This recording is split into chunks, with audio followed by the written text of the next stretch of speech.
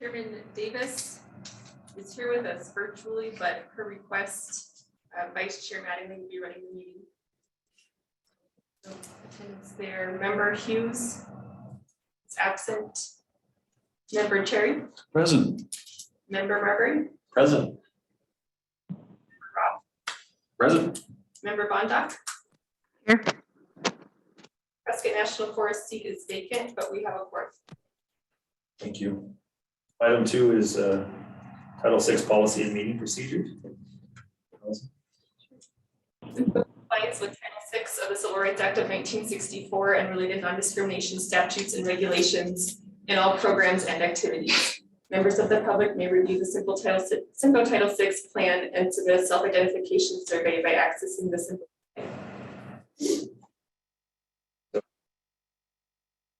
CYMPO. This item is to provide for an opportunity for presentation of comments by the public on subjects not on the agenda.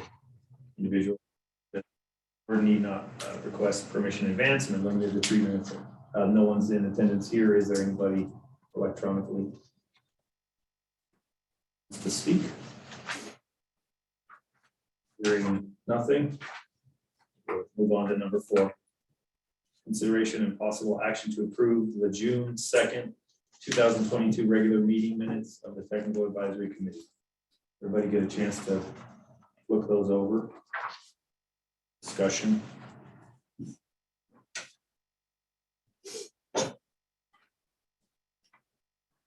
If there's no discussion, do we have a motion to approve them?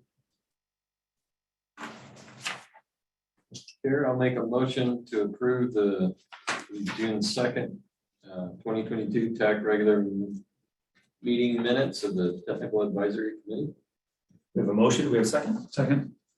We have a motion and a second. All those in favor, please indicate by saying aye. Aye.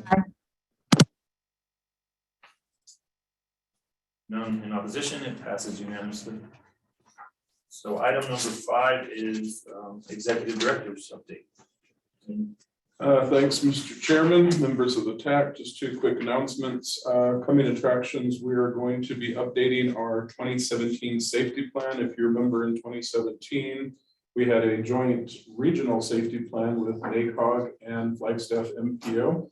We are in the process working with them to issue out an RFP, and that project will kick off in September. NACOG has volunteered to be the project manager. But if you remember, each of our areas will be working with whoever the consultant is to update our safety, our regional safety data. So coming attractions on that, stay tuned. The other announcement, again, Regional Transportation Summit, Rural Transportation Summit, September 14th and the 15th. Proud to announce all of our board has registered and signed up, and several of our TAC members. So if you have, I appreciate it. If you haven't looked at it, again, September 14th, 15th, City of Maricopa Auction Casino. And Allison has sent out information, I believe, to all of you. But if you have any questions about it, let us know. And that's all I have. Oh, thank you. Yes, the retreat, the 3rd announcement. I forgot about that. September 22nd at the Prescott Resort, 10 a.m. to 2 p.m. So half-day retreat will include lunch in it. It'll be the executive board, the TAC, the EMAC, and staff, and special invited guests. We're still working on the agenda for it. One of them, which I've given, I think, most of you a heads up, but looking at possibly expanding the planning boundary of CYMPO. So that'll be a discussion item. Review our 5-year projects, and more importantly, and we meant to get to this at the last retreat, is years 6 through 10. And I think it'll be of incredible value to have those discussions. It'll be here before we know it. And what are some of those projects that, again, maybe we've talked about in the past, but due to funding limitations or other reasons, we've put them aside. So definitely want to hear that. We'll have an update on transit, how that's looking in our region. And looking at match is another item on the agenda, as there's many more grant opportunities that we're looking at, and again, how we're going to cover that match. So the highlights to that agenda: September 22nd, 10 a.m. to 2 p.m. Prescott Resort. If you have any questions, I'll be happy to take them. Thanks for the update. So item number 6 is Rural Transportation Advocacy Council update. Kevin. Thank you, everyone. I think there are 3 big issues that we are looking at right now. And of course, 2 of them focus on the next state legislative session. I think everybody knows we just had the primary election, which we still haven't come to a conclusion. We'll see what November brings, but that's obviously going to have a huge impact on the agenda for the upcoming year and what's politically viable. There's going to be a massive sea change in Phoenix. We're anticipating that as much of a third of the legislature will be new people. We're also expecting new people in leadership roles. You know, if you look at the budget in particular, it's that process is really top down and controlled by the governor, the House Speaker, and the Senate President. And even if there isn't a partisan change in control, and it's very possible that there could be for all 3. But even if there's no partisan change, we know for sure that all 3 of those individuals will be different people next year. So there's a lot, and particularly anytime you got a new executive, we're winding down the 8 years of the Ducey administration, and we will have a new governor stepping in. So that could also reverberate through, even executive direction and people over at ADOT. So there's a lot of potential change in some that we know is going to happen for sure. The second thing we're looking at is revenue. And it's been just a crazy couple of years as far as not only the economy is concerned, but how that impacts revenue, which despite some very dire predictions, particularly at the beginning of the pandemic, we've continued to see just tremendously strong growth in state revenue collections. And that is continuing. Obviously there's concerns about inflation. You hear about the potential for a recession. But I can tell you we just got the preliminary annual totals for FY22, and they showed 17% growth over the previous year. And we're talking growth on top of growth. I'm interested, I haven't done it yet, but I want to look back and see where we are over a 5-year period as far as growth is concerned, because we've consistently had double-digit growth years. And it doesn't appear, at least not currently, to be slowing down.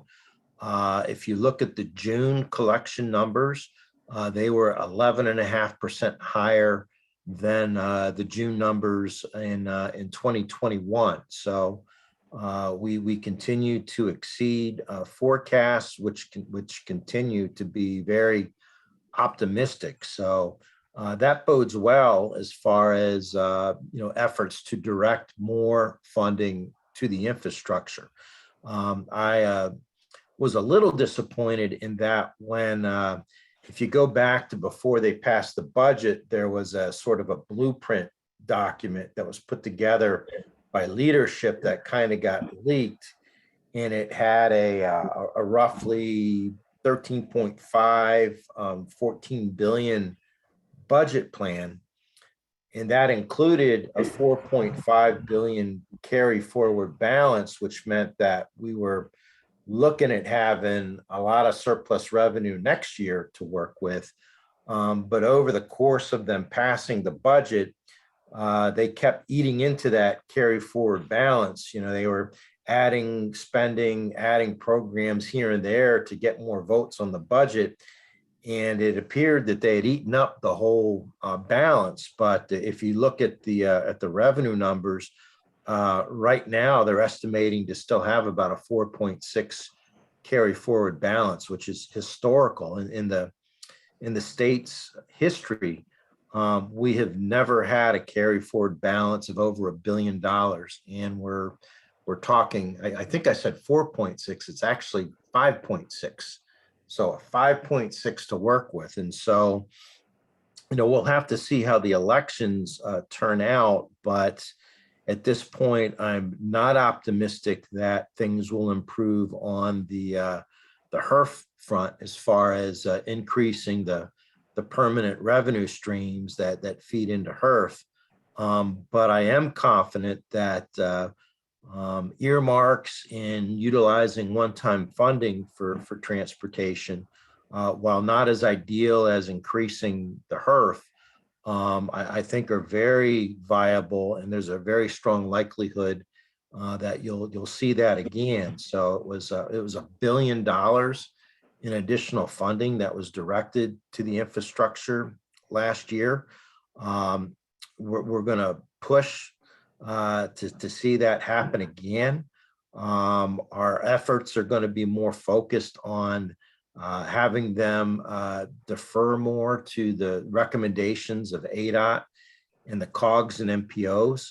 I think with earmarking, they're never going to 100% defer or take away from their own power in decision making. But we're hopeful that they will show or take a little bit more guidance than they did last year. And we also want to see them be more open and agreeable to directing a lot of that funding to local projects, so that it is not just state projects that are benefiting from that one-time funding. So those are the two keys at the legislative level. And then thirdly, you guys were just talking about the competitive grants. There's going to be tremendous opportunity on that discretionary grant side, as well as the increases in formula. So we'll be watching very closely as we implement all of these new federal programs and the reforms to the existing, and doing what we can to maximize the use of that funding as well. So I think those are sort of the big three issues. The election and the changeover of elected officials, that's going to happen real soon. The continuing real positive revenue outlook at the state level, and then doing our best to implement the new federal law and programs. So with that, happy to answer any questions. Questions from anybody here or online? I got a question, Kevin. What do you think our chances are of getting more local projects in some one-time funding? I do like the chances. Of course, first off, we're hopefully we'll be dealing with the same level of revenue to work with. If we're only talking about 100 million statewide, then that becomes very problematic, particularly when you consider the costs of a state highway project. But if we're talking about the potential of directing $1 billion again, then I do like our chances. One of the main obstacles last year was we had an appropriations chairwoman who believed that only state projects belonged in the state budget. And I think that greatly influenced the outcome. And there were a few local projects included, but not many. And so I'm hopeful that, and again, we've got a whole new cast of characters coming in. So I am optimistic that we'll have a better shot next year. And that's definitely going to be a focal point of our advocacy efforts. Any chance of us having the same logjam with the same appropriations chair? No, she's gone. Okay, thank you. Yeah, she did not run for re-election. So yeah, we know for sure that she won't be an obstacle again. All right, thank you. Anybody else? Thank you, Kevin. Thank you. So item number 7 is review, discussion, and possible action to recommend approval of the CYMPO RTAC 2023 transportation priorities. Thank you.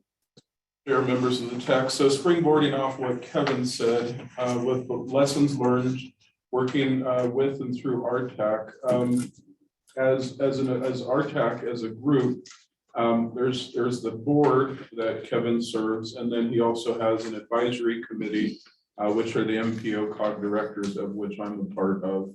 So the consensus at this point is, in light of everything Kevin just said, to move forward with 3 possible scenarios. And those 3 possible scenarios, keep in mind, last year, again, we went after $50 million for Greater Arizona, of which CYMPO was estimated to get around $4 million. With all the twists and turns, in the end, we didn't necessarily get everything we asked for, but we ended up with $4.5 million, which was $500,000 above what we went after. So again, $3 million to the 89A on-ramp, $1.5 million for the roundabout at 169. So with that said, what we're looking at this coming year is 3 scenarios that Greater Arizona would pursue: $100 million, $200 million, or $300 million, of which CYMPO would get, if it's 100 million based upon population, CYMPO would receive the region about $7.7 million. If we go with the $200 million option, CYMPO would receive 15.4 million. And the third option of 300 million, CYMPO region would receive about 23.1 million. Allison, will you pull up the worksheet with the list of projects, colored projects? So what I'd like to do is I want to walk you through what staff has been working with you all the last couple of weeks. And I need to really applaud the effort of staff, because this was a pretty big task. If you'd make that a little bit larger for us, please, Allison. So this is out of the regional transportation plan. You all have a copy. And as we went into identify projects for discussion today, and this is open for discussion and action, staff needed to begin to narrow down the discussion. All I'm going to focus in on is walking you through the top 11 projects. And in the end, I'm going to recommend to you from staff of 3 projects. But I need to walk through them all with you, because I know your colleagues, your cities, towns, county, and most especially your representatives on the board are going to have questions, not only of me, but of you, and how we arrived to where we are with these projects for this year. So for the most part, we feel fairly confident. Again, Kevin kind of gave you a lay of the land that, that 100 million, CYMPO getting 7.7 million. At this point, there's still a lot to play out that seems incredibly reasonable. So let's keep that in mind as we move forward. And if things open up, then we're going to have some other options, plan B and plan C. So what we took out of the 2045 regional transportation plan, if you remember, it's broken up into 2 parts. It's first broken up into the 2030 priority list, and then ultimately the 2045 priority list. So we went ahead and used the 2030 list. In an email I sent out to you, I asked for the discussion purposes of this, that not only do we keep in mind clearly the data that's critically important, but the politics at work. We are obviously operating in a region where we need to achieve regional political consensus.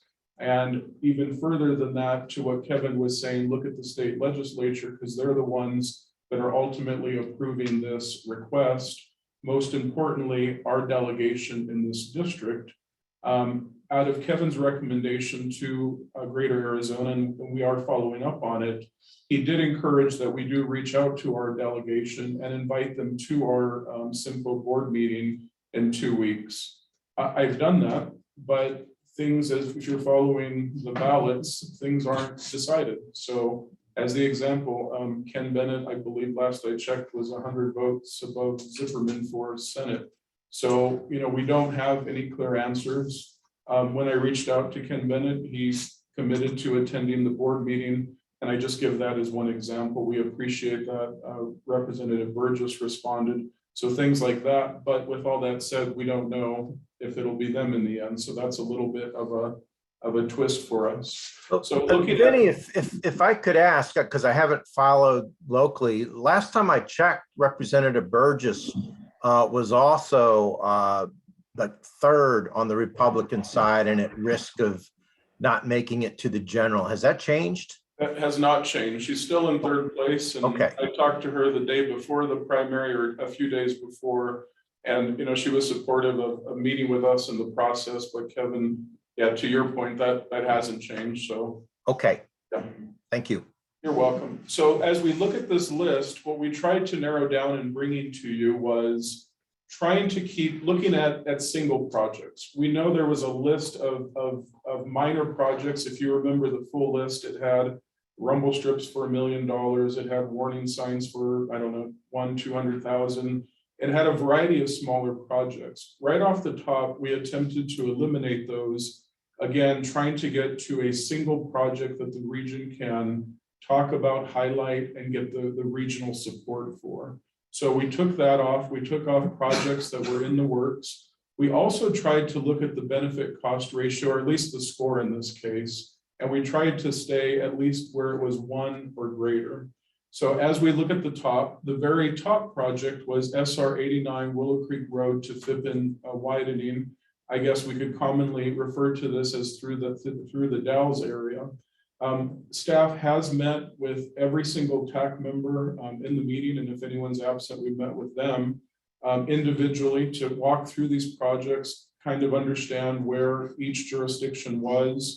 The conversation with this one, with the city of Prescott, even though this is our top regional project, is they do have it in their 5-year tentative transportation plan. I believe it's next year, Ian. Design starts. Starts next year. And as Ashley and Ian shared with us that, again, tentative, nothing's finalized on that particular budget, but it'll include a transportation element and a water element to it. So it is a major project. So in talking with the Public Works Director, they are going to be launching some real public engagement the next 6 to 9 months. And we understand going through the Dells again can bring some real public interest in that. So from CYMPO's standpoint, we wanted to allow the city to work through that process and see where the greater public falls on it. 69 widening, we put it in red for a couple of reasons. Number one, the cost is extremely high that we have listed. Lindsay's going to be doing the 69 corridor plan that'll be kicking off in the next few months. So we took that off the list. SR widening, this one, again, high on the list. This is in front of the regional airport. And this is from State Route 89A to Deep Well Ranch Road. This one was staying on top of the list for a while, but the more we talked to Prescott and ADOT, kind of looking at that area, you know, the real challenge is, you know, increasing the 2 lanes to 3 lanes, going into a roundabout, not impossible. But I would say we ended up taking this one off the list for the conversation today, in that maybe the cost estimates where we're at might be dramatically low in looking at some of the engineering challenges. So that one we took off the list for today.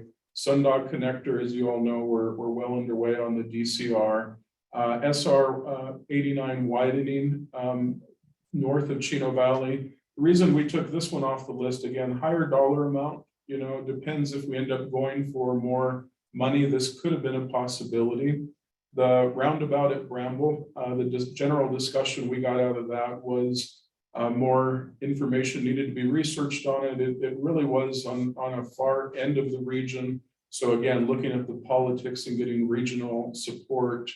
SR 89 widening from Deep Well to Center Street in Chino, again, a much needed, a highly scored project, but that dollar amount really obviously took it out of consideration. So now we move into the bottom 4 projects.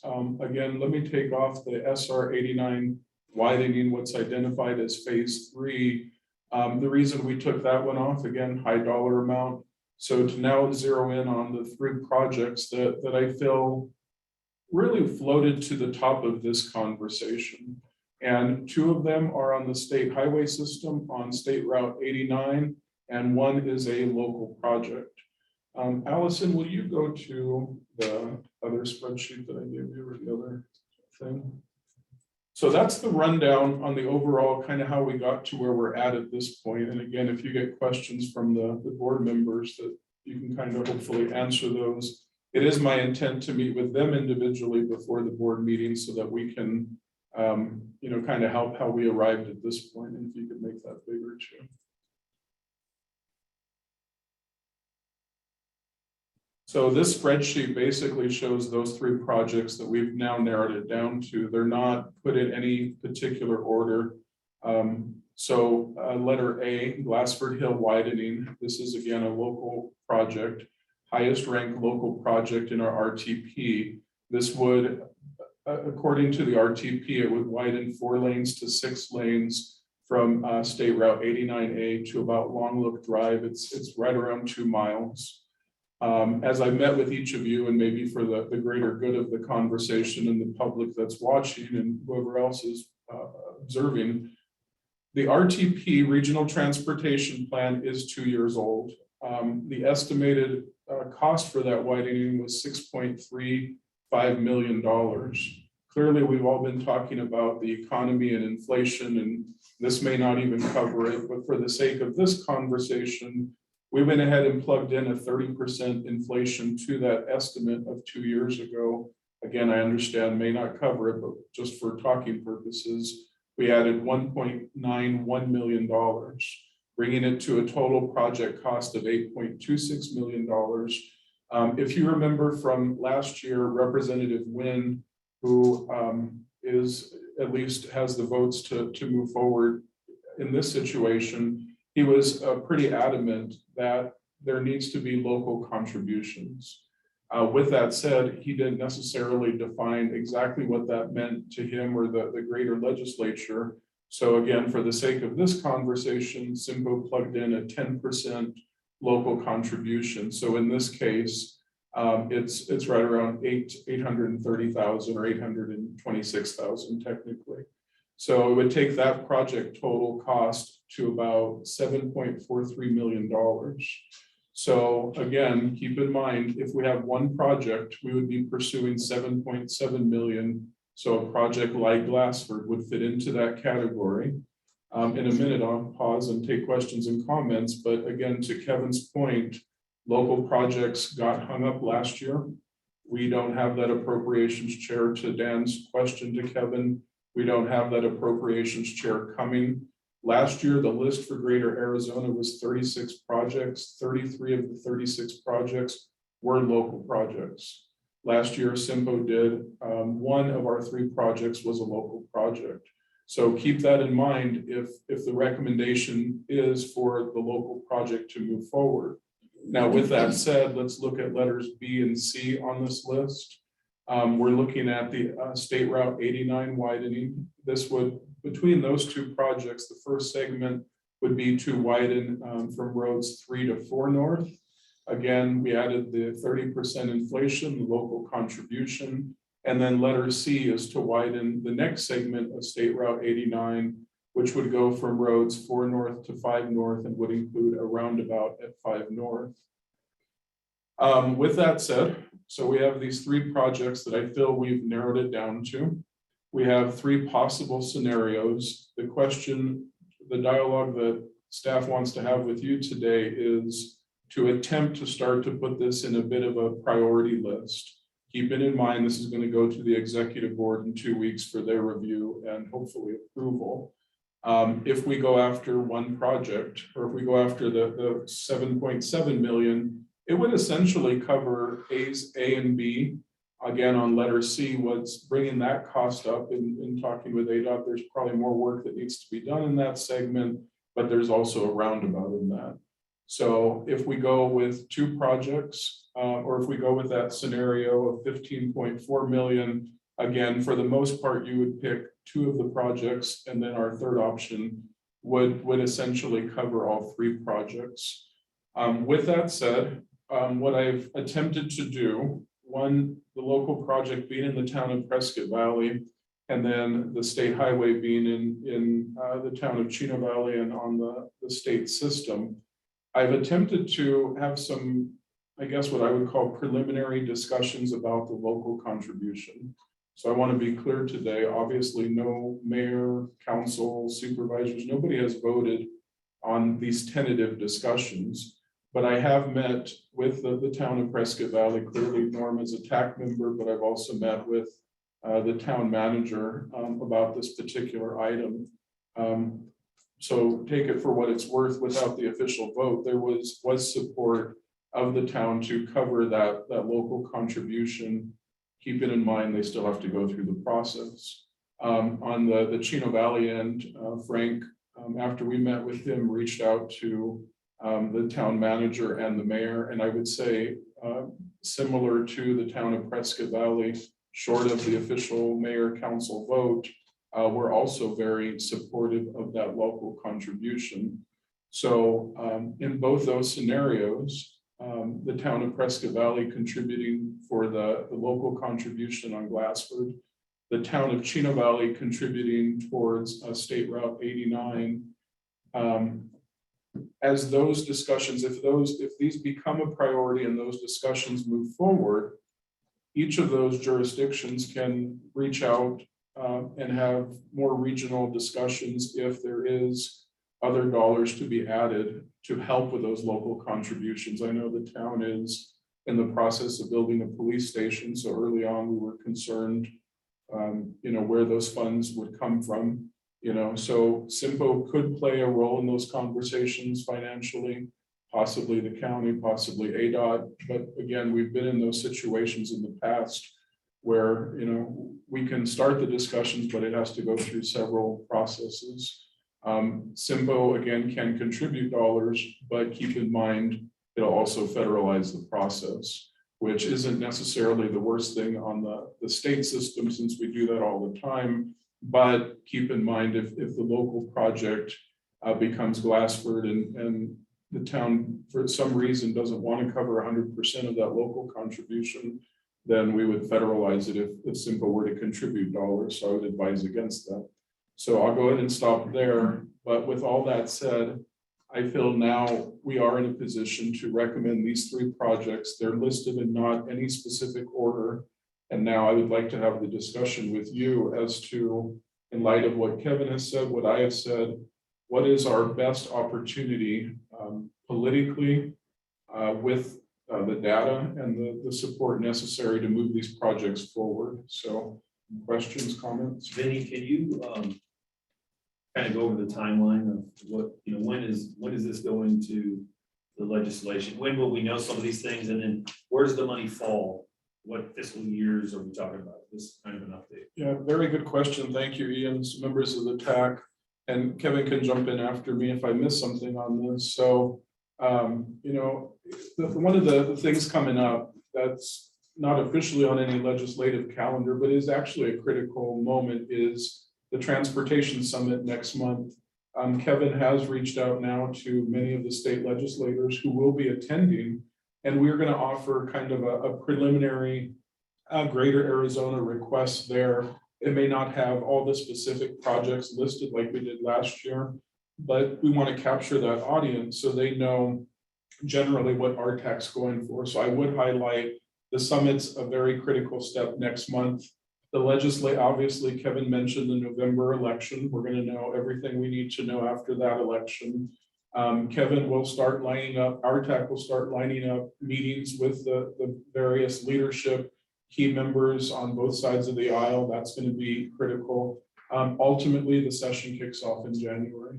So when that session kicks off in January, I think, Kevin, they shoot for 100 days. I'm not sure how often that happens. And it goes well beyond that. And I believe the budget was signed or agreed to and signed by the governor in June. And I believe that goes into effect July 1st. Kevin, do you want to add or correct anything I said there? Yeah, and just to continue that timeline further, so we're looking at legislation for next session. They need to have their budget completed to take effect on July 1st. Our earmarks or our bill would essentially be a part of that budget. So the funding would, and the way it has worked is that they've relied on ADOT to be the pass-through agency. And so that funding would be available to ADOT in July. And then if it's a local project, ADOT and that local government after July would have to enter an IGA, which would be fairly simple in nature. It's just you committing to utilizing the funding for its intended purpose. And then ADOT would then distribute the funding to the local government. So that would be available, next summer, fall.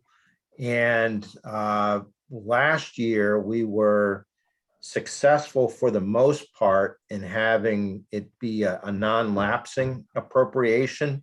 Prior to then, they had been putting a year, deadline to at least initiate or start the use of the funding. But because of all the uncertainties that are out there, particularly with inflation, they made it non-lapsing this year for most projects. And while, we'll have to see what the environment is, half a year or 9 months from now, there's a good chance that we'll get that flexibility again, particularly if if there's that uncertainty about project costs and delivery times. Thank you. Yeah, so like they said, just open up for comments. So comments from the representatives? No? I'll just say, as far as Chino Valley is concerned, yeah, just to kind of reiterate what Vinny said, I spoke with the town manager and mayor, and they seem very supportive of moving forward if possible with at least some sort of partnership, much like we had on the One North signal between ADOT and the county and all those involved for, a big regional road like 89 to go forward, knowing that it's the shared interest between multiple groups. So they would be very supportive of, at least in theory, working to it. You can't count on anything until you get the council vote.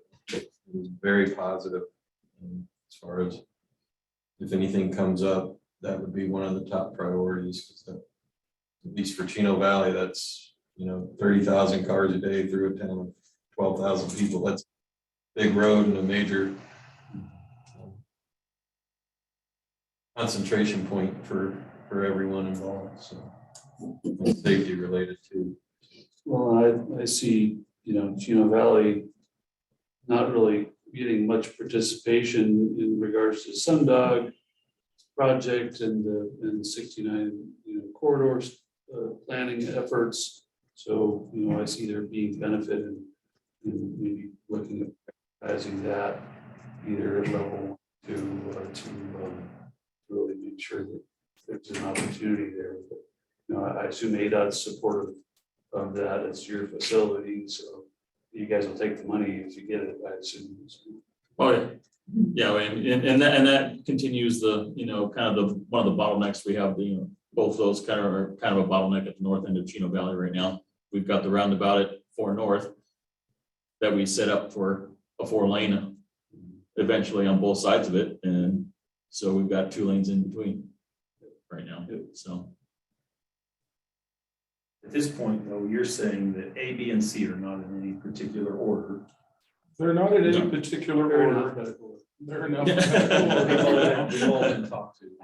And I know this, the easy part, would be to look at the regional transportation plan and kind of use the data, but this is again where I challenge kind of the group discussion in that's part of it, by all means, but then there's the politics in our local region, and then again, our 2 state representatives and our state senator and their image of these particular roads to their constituents. So obviously data is going to go a long way in the conversation, but it's not the only thing. So we can't kind of default to the order of the RTP. But with that said, they're all next to each other as it is, but they're not in any priority order at this point. I would, Yeah, Dan, do you have any comments? my opinion is we see who our representatives are going to be. Hope that, guide that decision as well. I don't want to do something that's not going to get support from the local levels. Yeah, as far as priority goes, I mean, yeah, 89 is a state route, but at least everyone in here in the TAC recognizes Glassford Hill is very much a regional road as well, even though it's not a state route, so. I guess the representative Wen is going to be supportive of 89, or sorry, of Glassford Hill, but he's also expressed interest in making improvements to 89 north of Chino. So, he carries some weight in either one, in my opinion. He's kind of, I'd say, the one most likely sure thing that we have at this point for our representatives to send there. So. Before I get Norm, I mean, Norm's out there, but before I talk to Norm, obviously, when we were looking at the list and he brought the list to us, Vinny did, there was a ranking based on the transportation study. And the city of Prescott, I would say this, because obviously we represent them as staff members here, but 89 scored very high in the Dells. Now, because of the political nature of it and the timeline with what we're doing, we certainly understand that now is not a good time to ask for a controversial project that may or may not have a transportation element to ask for money for it. We certainly would express a desire to, if money continues to become available in future years, and we continue to do this, like we're doing this a second time, hopefully, we would hope that by supporting some of these other projects in other areas and refocusing out here, then maybe the group would do that for 89 because it's regionally the highest scoring project. And maybe after we get public input, by that time, maybe next year, the year after, we'll know, hey, the project has support, the project is going to go forward. And then it would make good sense to maybe make it a priority to get some of this money. So I'll just say that first off. The other thing I would say is that when we talked to Ashley, the public works director, myself, Vinny, from a staff standpoint, we kind of look at the 89 in the airport didn't make sense to us as well. It also scored pretty high, but it's a recommended project, I think, for 2030. We're not quite to the capacity in front of the airport. It has not only the depot roundabout, but the Perkins roundabout. So you got 2 6-lane roundabouts. How do you deal with all that? We have questions regarding what's going around the airport in general with the city of Prescott. So it didn't make much sense for us to, so we kind of pulled back on any projects that were related to directly benefit in the city. These obviously benefit the region. But I can tell you that apart from support, which we may know more or less about, I think Vinny wants some kind of priority list, maybe to take forward with one project, maybe as the top, maybe 2 if we get more money. So in that sense, I think from the city of Prescott standpoint, we could support an ordered list with Glassford being number 1, primarily based on the rankings of the cost benefit. And that's what we would be doing. So I'm not saying we're going to do that today and everybody else would have to agree, but I think we would rank Glassford Hill as number 1 and then the 89 projects 2 and 3. And if the political winds change that they don't like locals, then it would obviously fall to the number 1 89 project. I would think that would be the first section of widening 3 to 4. So I will at least say that from Prescott standpoint. I know Ashley and I agreed on that, and we'll see whether or not the actual people who matter, our elected officials, agree with that at the exec board or that end. However this goes today, that's fine, but that's kind of our thinking in it. And so I'll offer that. And I figured Norm, I'm sure, wants to say something about this all, and whoever else, Dan, anybody. Defer to Norm for a Yeah, while. Norm, are you there? Did you want to make any comments? I don't know if you're on. Can you hear me? Yes. Can you hear me? Yes. Yes. Can you hear us? Yeah, I concur with the discussion with the TAC, what Dan and you say, Ian, even if Frank, good comments. If the fit is what we're after in the cost benefit ratio, I like everything that's being said. So I'm in concurrence with the TAC discussion. Speaking for the town of Prescott Valley. You gather all that?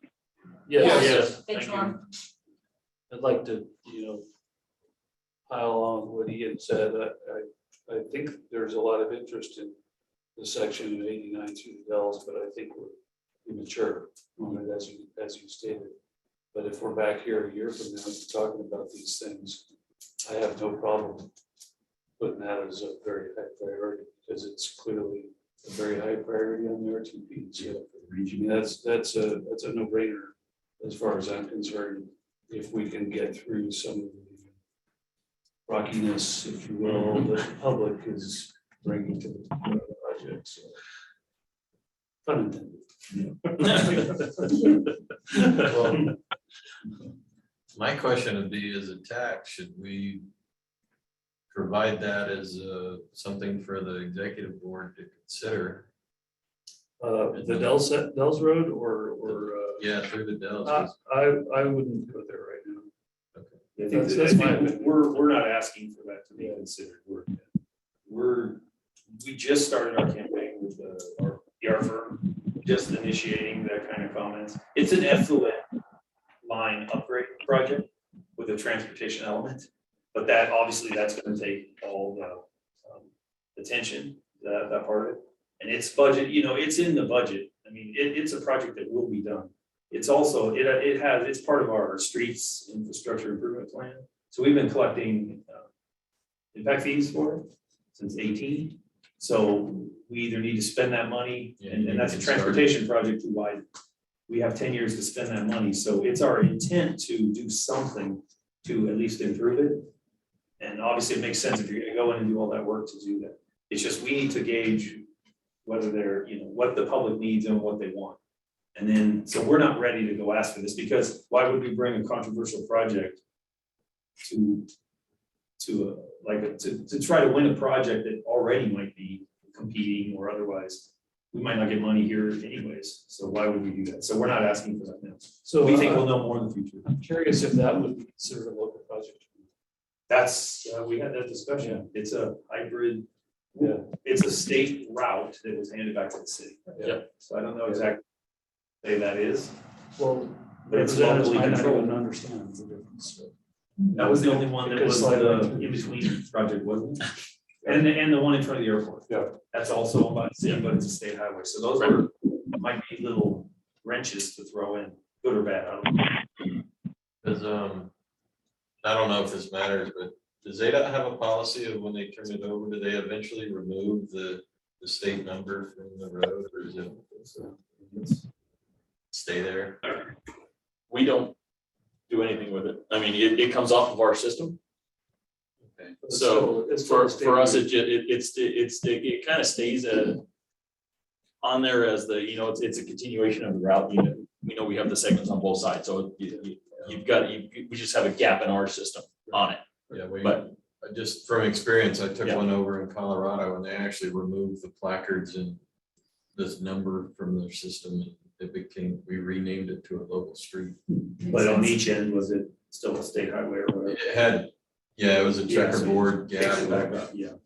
We never Whatever really talked about jurisdiction, that whatever, internally, we take it just, over. it's called that. We leave it. Yeah. Yeah, we got the piece there by the VA. Right. We would always leave that as 89. Right.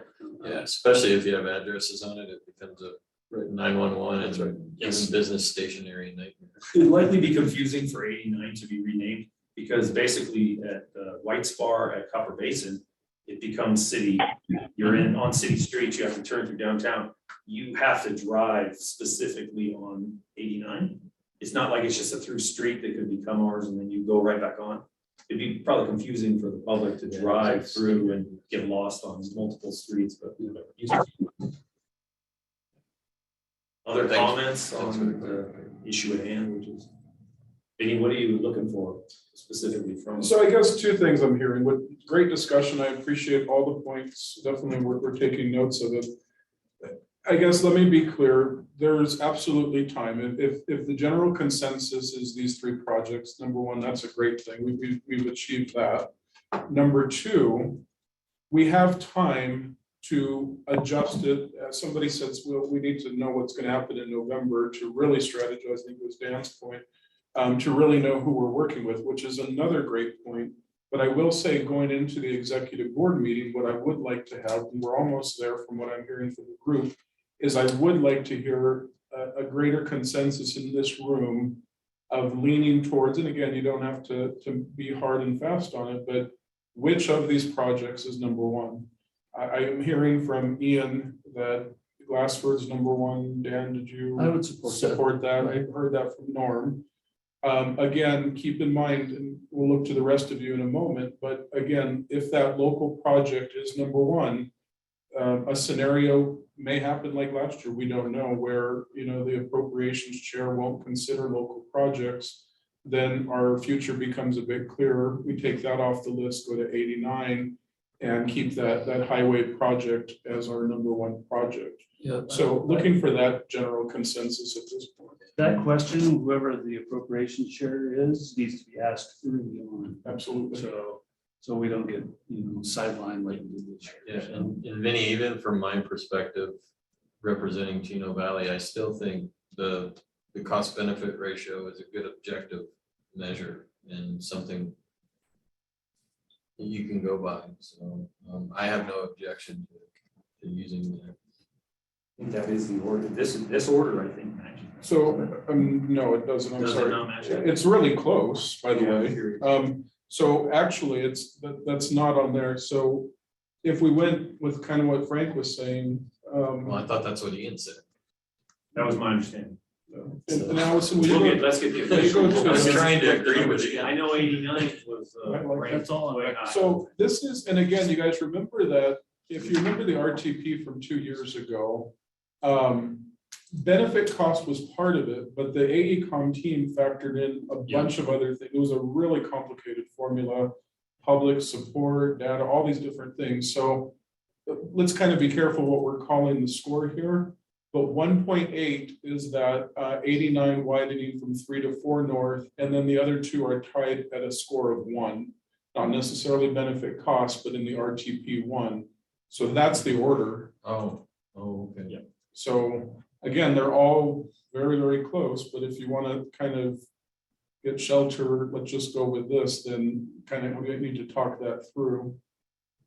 I was just trying to find an objective way to. Yeah, well, that's great. You know, I'll add one last thing. I know we covered it, but again, the town, at least the town manager expressed, again, that local contribution. Again, Frank, I feel like the town, Which Chino town? Valley did too, but there needed to be possibly a county and maybe a CYMPO conversation, maybe ADOT in that. I don't know if I'm reading that right or not, but the town, Prescott Valley seemed comfortable with that, and Chino's comfortable with it, so long as there could be some other conversations. Is that fair? Yeah, I think just the preliminary feedback I got was, being a state route, they would want to at least have the conversation of forming partnerships like have been done in the past. Which, as I understand, I'm gonna want to speak for Dan, I'll just speak for CYMPO, those are possible. But as we all know, those meetings will need to get set up and kind of see where we're all at on that. Prescott Valley seemed a little more clear, at least when I had that conversation. If Yeah, that but helps. even those match numbers by themselves, though, I didn't think seemed scary Okay, to the leadership. good. I'm glad to hear that. Oh, Vinny, could I add one other point? You bet. Yeah, we talked about, it's obviously going to be real important if the appropriations chair or others in leadership are supportive of the projects, and hopefully they'll support local as well as state. But I think what's even more important that, you got to remember that in all likelihood, if our TAC runs a bill, and this bill is this list of priorities from all across greater Arizona, that in and of itself is probably not going to be enacted into law. What will happen is once they start to develop a budget, if they're supportive, the projects that are in that bill will be taken into consideration as they develop their budget bills. And when it gets to that point, who's really going to carry your water and who's really going to be the most impactful as far as which of your projects, get consideration is going to be your local delegation. And so that's something to keep in mind as you're developing your priorities, that it's really going to be your delegation that's going to take the lead in likely getting them included and ultimately funded. So you want to keep that in mind, that if you think that Representative Wen is going to be the point guy and probably, be the most open to supporting your projects and being in the best position to have some influence, you're going to want to take that into consideration. Which projects is he going to be the most enthused about as far as supporting? Thank you very much, Kevin. That's again a critical point. I'm glad you emphasized that. So yeah, as we move forward, and I would go with what Kevin said, in addition to look at what's made up of CYMPO with Prescott Valley, the county, and so forth. Again, our mayors, our council members, those on the CYMPO board itself, their relationships, and again, whichever of these projects we choose, how does that work out with what Kevin's saying? Again, if it's Representative Wen and maybe Selena Bliss, and then, I don't know, Ken Bennett or Zipperman, either of those. Again, where does our local politics blend with the state? So open that back up to you all. I feel like we're leaning towards Glassford and 89 between 3 and 4 North. Those are at least the top 2 right now. And last we left it off was Norm, Dan, and Ian. We're leaning towards Glassford as number 1. Any other comments or questions? I was going to point out that, this past session, it was heavy on state projects. And if there's an opportunity for a local project to make it on in the next session, because there's been this kind of dam built of local projects. And you mentioned when we met that at the Rural Transportation Summit, it's going to be local. That's everything anybody wants to talk about, because none of it got funded. Maybe we need to take that opportunity for a local project and slide it in the chance that they turn things around at some point the following year and it's went back to state projects or something. So keep that in mind. If there's going to be this restriction that comes up at times, we may want to strategize around that. It's a fair point. Thank you, Dan. It's a good point. I firmly believe that I'll support whatever our representatives like more. I mean, that's really my gut. Crossways with them, in my opinion. It's if Juan has a preference, I have the same preference because it's more likely to get funded, and they're both great projects. And with that said, to Dan's point, maybe if I can help too, that this list, when it's approved, will give, I guess, mostly me the opportunity at times to be flexible. We're not always going to have time to jump through all the hoops, but when we have this approved list, if Glassford is number 1 and we run into that roadblock, I'm not going to circle back and go through the TAC and the board, but I'm going to say, all right, Glassford's off and it's 89. So you're giving me the authority of this menu of projects, kind of depending on what turns out. Like we did last year, we had to scramble at the last minute when that happened. So we're trying to expand that list, keep that in mind. But to Dan's point, pretty much wherever we're going to get the votes is where it's best for us to lean towards. So. Tend to agree with Dan that they're all great projects there, so the order doesn't matter. Other than do this 3 to 4 north before the 4 to 5 north. I mean, that, Well, yeah, for us at ADOT, yeah, the 3 to 4 north would be our preference first, Well, my because only it reason, actually completes the segment. my reason for that is I don't want to have to answer the questions of what more why are I you thought doing to, this? to skip a section. So is it fair that I'm hearing at least that the Glassford 1A is, and 1B. Yeah. that Glassford's 1A and 1B is SR 89 from 3 to 4 north? Is that? Yeah. Yes, I support that. Probably the justification is the whole state versus local thing last year, everything was state, so trying to get a local project in. And again, if our fate is better than we think, and we get the scenario 2, then both projects are in. And then if things even get better, we have all 3 projects in. So with that said, I think Ian asked a great point, or made a point, and Dan, said, let's not hit on something, but I think as we go to the executive board, and as I present this to the board, I guess between now and then, I do think there needs to be staff and their elected conversations that nothing's official, but the discussion the TAC had was, look, the highest ranked project was 89 through the Dells. Nobody's asking for a vote today or the executive board, but there is an understanding. Let's all agree that's a #1 ranked project. And if we return here again, that'll take serious consideration. Because again, if it stays Glassford Hill, it's not only the town of Prescott Valley, but it's again the region.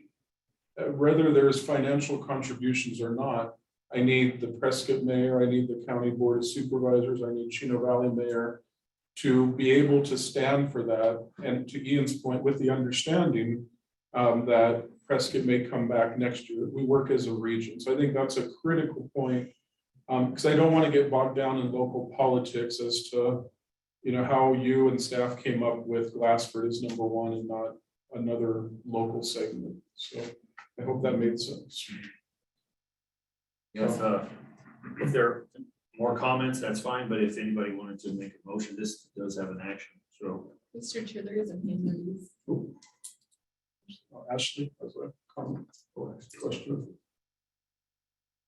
You there, Ashley? Yes, can you hear me? We can. Go This is ahead. primarily directed at Norm. Hi, Norm. When we talked over the prioritization of the projects we were looking to go for this year, I think just from a purely objective standpoint, putting on a traffic engineer's hat, it seems like Glassford Hill is clearly the one that is most warranted to go for this year. And so I think, we're gonna do our best to talk to the mayor and try to make sure that we have support for these projects in Prescott Valley and Chino Valley this year, with the understanding that hopefully next year we'll be farther along on our 89 widening project through the Dells. And hopefully, having completed the public involvement process in year 1, as well as about a 15% level design, and going to council, will have a better finger on the pulse of, whether we have political support to move forward with the project. I kind of sense that we will, but I think that's contingent upon us doing a really good job on public outreach this year. And then we'd like to move into design next fiscal year, and then construction the year after that. And so, looking at a quid pro quo request from Chino and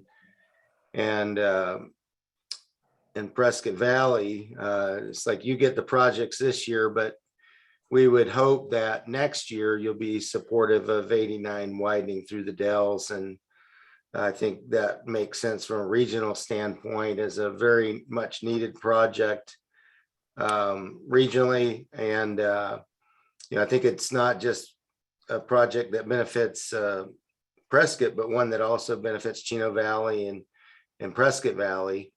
And we're just not ready yet for, to start asking for funding. And so, but I think we will be in a position to ask for it next year.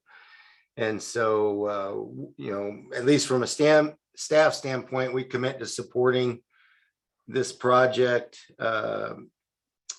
this year, as, the prioritization as discussed by Vinny. And then the hope is, or the request is, that next year when we or hopefully there's still a surplus that we can ask for, that you would be supportive of the 89 widening project through the Dells. So what are your thoughts about that? I guess it's really a question for Chino and Prescott Valley, Chino Valley and Prescott Valley. Thanks, Ashley. Any comments? Norm, you can't hear you. Hear you, Norm. Hold on, Ashley, he's trying to talk. I can see his lips moving. You might have to try *6 if you're calling in from your phone, that unmutes the phone. Done it many times. Allison, are you able to? Hang on, Norm. Working on it.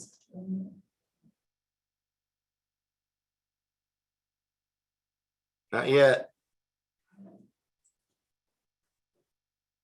While Norm's trying to unmute himself, but Valley and Frank, any comments? Oh, yeah, so I said, me personally, it makes sense to me what Ashley said and the group here has said. I'd be more than happy to take that back to my leadership and elected officials and see, I think, and Ashley probably can verify this too, but I think at least the mayors are trying to get along better and work more regionally, and we're starting to have more and more cooperation on things besides just transportation. So I think it's a good time if they could get together and discuss this too. But I think I've seen it be a better time for regional thinking. So items like this to me are much easier to digest and pass back. So I don't see it being too big of an issue to present that and get too much of a pushback from Chino Valley. With the caveat that we do have, I think 2 new council members coming on board, so the changes, I can't speak for that yet. But so far I've seen is our council is trying to be as supportive regionally as we can, more so than in the past maybe. Thank you, Frank. Norm, are you unmuted or figured out your mute thing now? No. Can you give us a thumbs up if you agree with this approach, or a thumbs down? Ashley's giving you the right finger, so you're okay. You got a thumb. That's a good one. All right, thanks, Norm. We appreciate it. Thanks, Ashley. Good thing he's not a roper. Well, motion? I'll make a motion. I'll motion to prioritize the Glassford Hill Road project as priority 1A, recognizing that it's a local project, and the 89 project between Road 3 North and Road 4 North as the second priority. Those are subject to easily change if we get feedback from state legislature representation that local projects may not be supported. And I'll leave it at that, and we can have further discussions about next year at a later date. But I think everybody's supportive of what's being discussed here. So we have a motion, second? Since Norm can't speak, I'll second that. Okay. So we have a motion and a second. Any additional discussion? Hearing none. All those in favor, please indicate by saying aye. Aye. Aye. Having no opposition, is approved by all those present. Thank you. Thank you, Ben. Thank you. Number 8. Review and discussion of state match advantage for rural transportation smartphones. Lindsay. Yes, and so Allison will pull up first the white paper one, yeah, the top one. Thanks. So this discussion is about the smart funds, which stands for State Match Advantage for Rural Transportation. And this is a new program currently under development still at ADOT, but it is the result of an Arizona House bill. And it'll become effective next month to help cover the cost of applying for and the local match of many federal grants. As you can see on the screen, the eligible purposes of this SMART fund is to one, reimburse up to 50% of the cost of grant writing. It's for match for a federal discretionary grant, and it can be used to reimburse the cost of a design of a project. And if you'll scroll down just a little bit, Alice, into the table, you can see what some of the grants that are eligible here. And so they include things like the PROTECT grant. That one stands for Promoting Resilient Operation for Transformative, Efficient, and Cost-Saving Transportation. So the name of the game, as we all know in the IIJA, that we're hearing a lot of is resiliency, and PROTECT grant would help with that.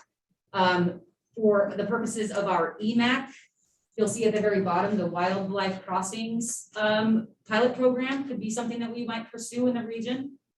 But we'll be giving a lot more information as this gets developed at ADOT.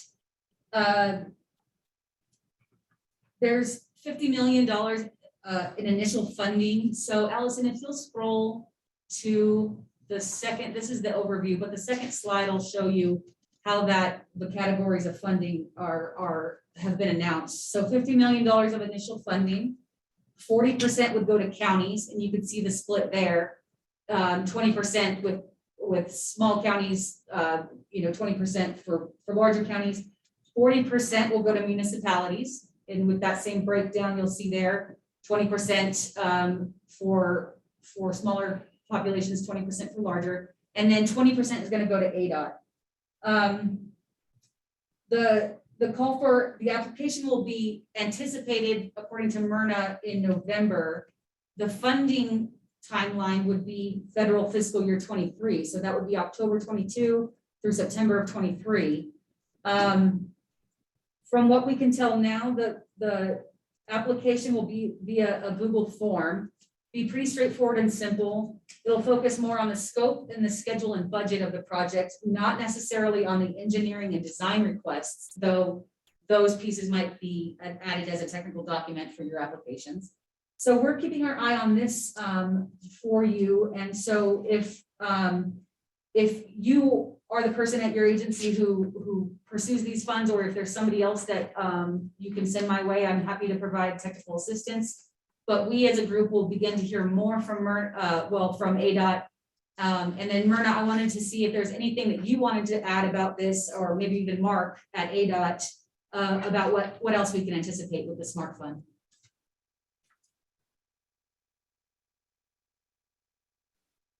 Hi, sorry about that. I was trying very hard to unmute myself.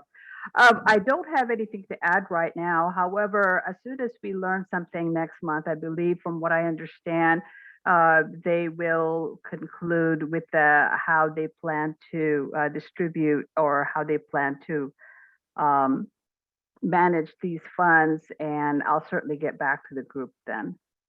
Thanks, Myrna. I do know that for now, it's anticipated to follow the same process in ADOT for programming, where it goes through the PPAC and then recommended up to the State Transportation Board.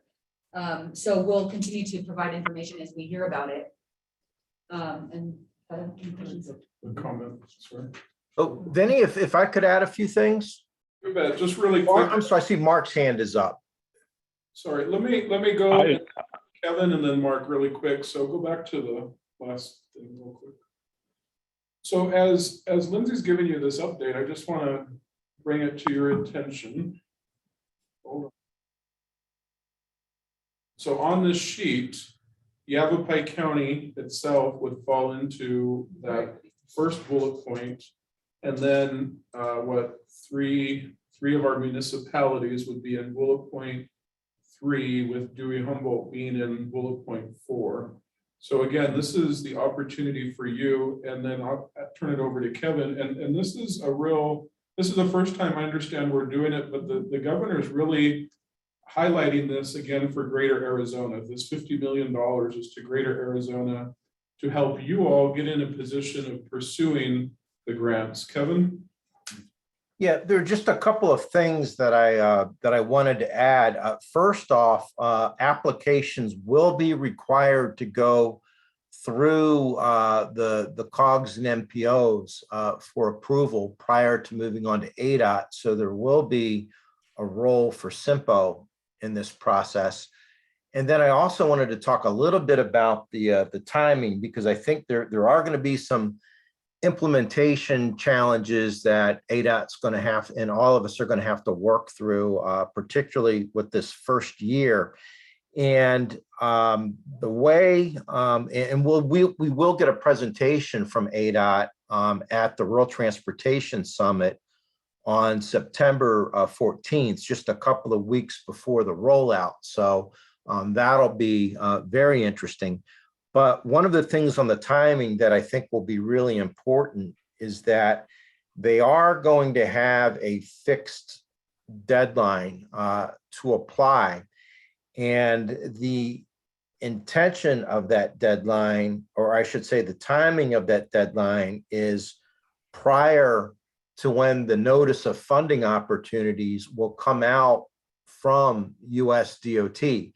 And there's challenges either way they address this. And ADOT's thought is that, that NOFO only provides a fairly narrow window of getting the applications done.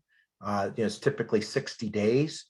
And so they thought that if they waited until the NOFO to apply for the SMART funding, that wasn't going to give communities ample time to receive that SMART fund revenue and then turn it into, the application assistance. So keep in mind that the applications are going to be due before the NOFO comes out. So you're going to have to be a little bit proactive and look at the sort of the existing program and not wait for the criteria and everything else to come out in the NOFO. If you've got a general idea that you've got a project that's going to fit really well, with that grant, go ahead and get that SMART fund application into ADOT. Don't wait for the NOFO. So that I think it's in many ways it would be helpful to have all that criteria from the NOFO, but that's not how it's going to work. So I think it'll be a challenge, but ultimately, hopefully, this will be something that will benefit everyone. Thank you. Thank you, Kevin. Mark? Oh, yeah. Mark, did you have any comments? I did not have anything to add at this point, other than management is at ADOT is scheduled a meeting for our LPA group to get involved with sharing some of that information with us next week. So more to come. Thank you, Myrna, for your brief overview too. Thanks, Mark. Yeah, Dan. So let me see if I get the timeline right here. So the SMART program is going to open up this fall, sometime in September, with applications due sometime in November, but the money doesn't come until after July of next year. Is that correct? No, my understanding is the program will open in October. I don't know what the initial deadline is going to be, but the funding, they will have the funding available, I believe, immediately. That 50 million has already been directed to them, and once that program is up and running, I think they will have the ability to distribute. Sorry, I misunderstood. My apologies. I appreciate that clarification, Kevin. Sure. And this would be eligible for either match or grant writing opportunities, correct? Both. Yeah. You have a question? Yeah. Right. If I'm looking at the slide, the slide, I think it's the third slide correctly. The grant the money for assistance in writing the grant itself is only eligible for, in our location, Dewey Humboldt would be the only one eligible for that money, right? That's what it Correct. sounds like. Okay. Yeah, under a 10,000 population. Yeah, but everybody would be eligible for either grant match or engineering assistance. Right, Okay, yes. thanks. Any other discussion? Thank you, Lindsay. Thank you, everybody. So item number 9, mobility management transit update. Brandon. Good afternoon. Thank you, Mr. Chair, members of the TAC, Brent Stotler, planner with CYMPO. On a return engagement, back in 2018, I spent the last 4 years at the city of Prescott, and I'm very excited to be back among my transportation folks. Mobility management and transit update, quick transit update on Yava Line. The town of Prescott Valley has adjusted its rollout date, its actual launch date for the operations of Yava Line. It will, they're pointed now towards September 12th. That's about a month further out than they originally anticipated, but that is sort of to be expected with a launch of a new system. More to follow on that. We've got some updates to come on the work program and MTIP. So you'll hear more about Yava Line a little later in the meeting. The local coordination committee met on July 19th, the mobility managers, and we met out at New Horizons Disability Empowerment Center. We also took a tour of the facilities as part of that meeting, and we had a great turnout with representatives from the Hazoni Foundation, People Who Care, NAS Care, the town of Prescott Valley, Lindsay Valley, Yavapai Transit Foundation, among others. The next LCC meeting will be September 20th. We'll be back at the Development Services Training Room and on Commerce Drive in Prescott. And every other month we plan, or every other meeting rather, the meetings are every other month. We plan to have a location-based meeting at one of our agency partners so that we can become more familiar with their missions and their operational approaches, just help everybody get to know one another. The MPO and COG statewide mobility managers group will meet virtually on August 8th from 11 to 1. At this time, we've got a presentation by Yavapai Apache Public Transit, who is based in the Verde Valley. They are looking at expanding routes to Western Yavapai County, and they are wanting to talk with the TAC preliminarily about route planning, frequency, allowable passengers, and the information that we have today will be presented interchangeably by Ernestine Smith and Robert Mills of the Yavapai Apache tribal community. We have provided the TAC with a presentation document that they provided us with a narrative, and with that, I would invite Ernestine Smith, I believe, who will be presenting on behalf of the tribe, to go ahead and provide us with your presentation, Ernestine. Good afternoon, everyone. Can you hear me? Yes. Alice. Can we see you? Okay. So yes, the Yavapai Apache Public Transportation Department was granted funding the early part of this year. It's been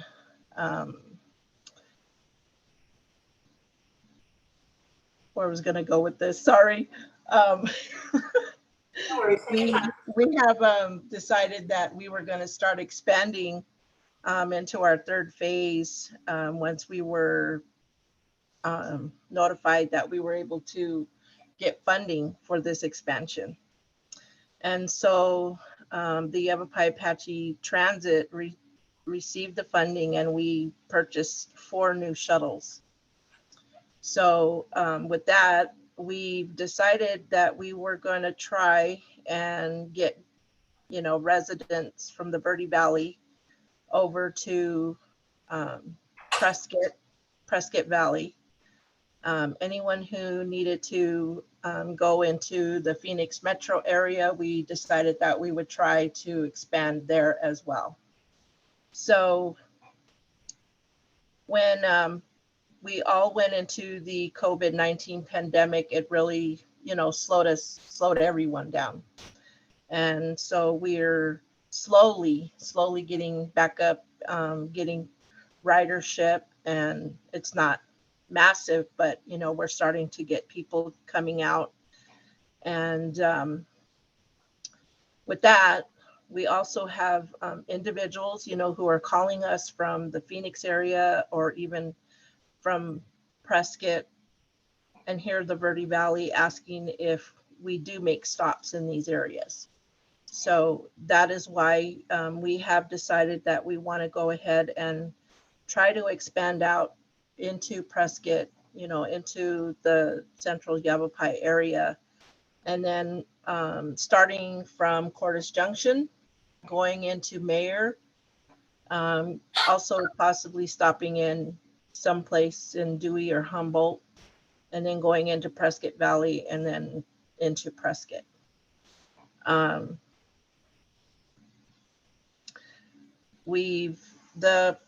The document that I sent in just kind of basically gives an oversight of like what an idea of what the stops where we will be making. Starting in the Cordes Lakes area, as I said, going into Mayor, Prescott Valley. Those were some of the areas that we were thinking of stopping at. Just to take individuals over to do some, you know, shopping, doctor's visits, veterans that need to go to the VA hospital.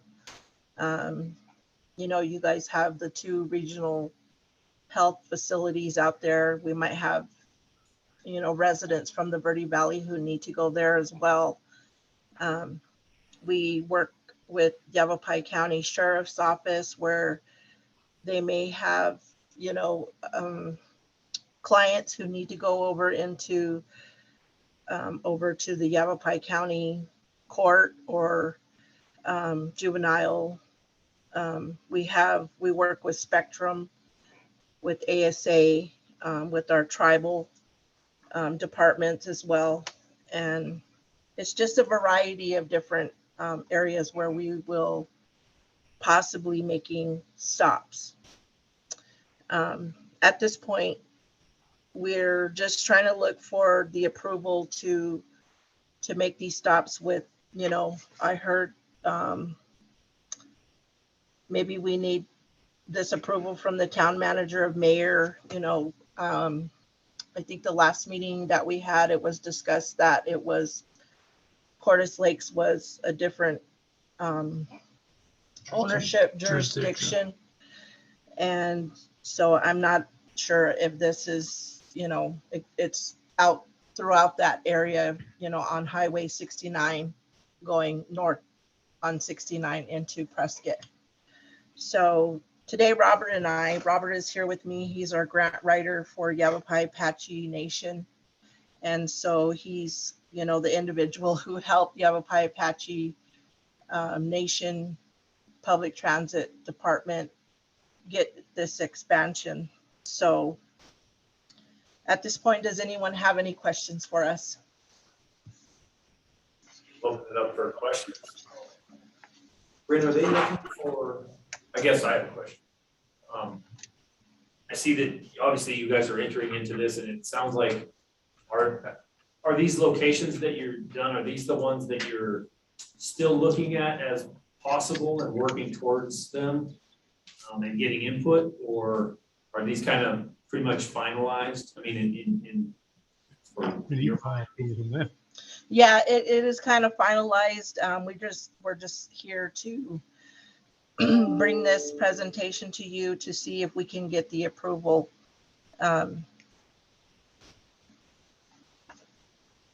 At this point. That's okay, Nancy. So we had placed this on as a discussion item for the TAC without an action required. I don't know that we had distilled the conversation down to these being the final locations of the stops. Ernestine, I have a clarifying question for you. The service is open to the general public, correct?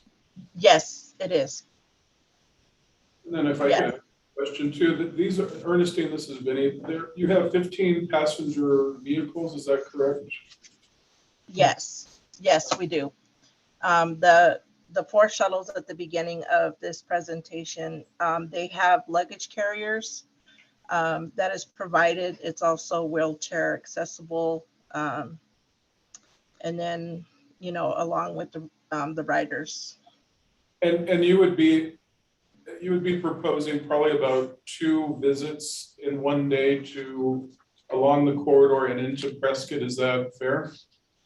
Yes. Okay. We are looking at trying to have an AM and a PM route like we have here in the Verde Valley. So we want to try to provide that for, any resident, community members needing to go into your areas.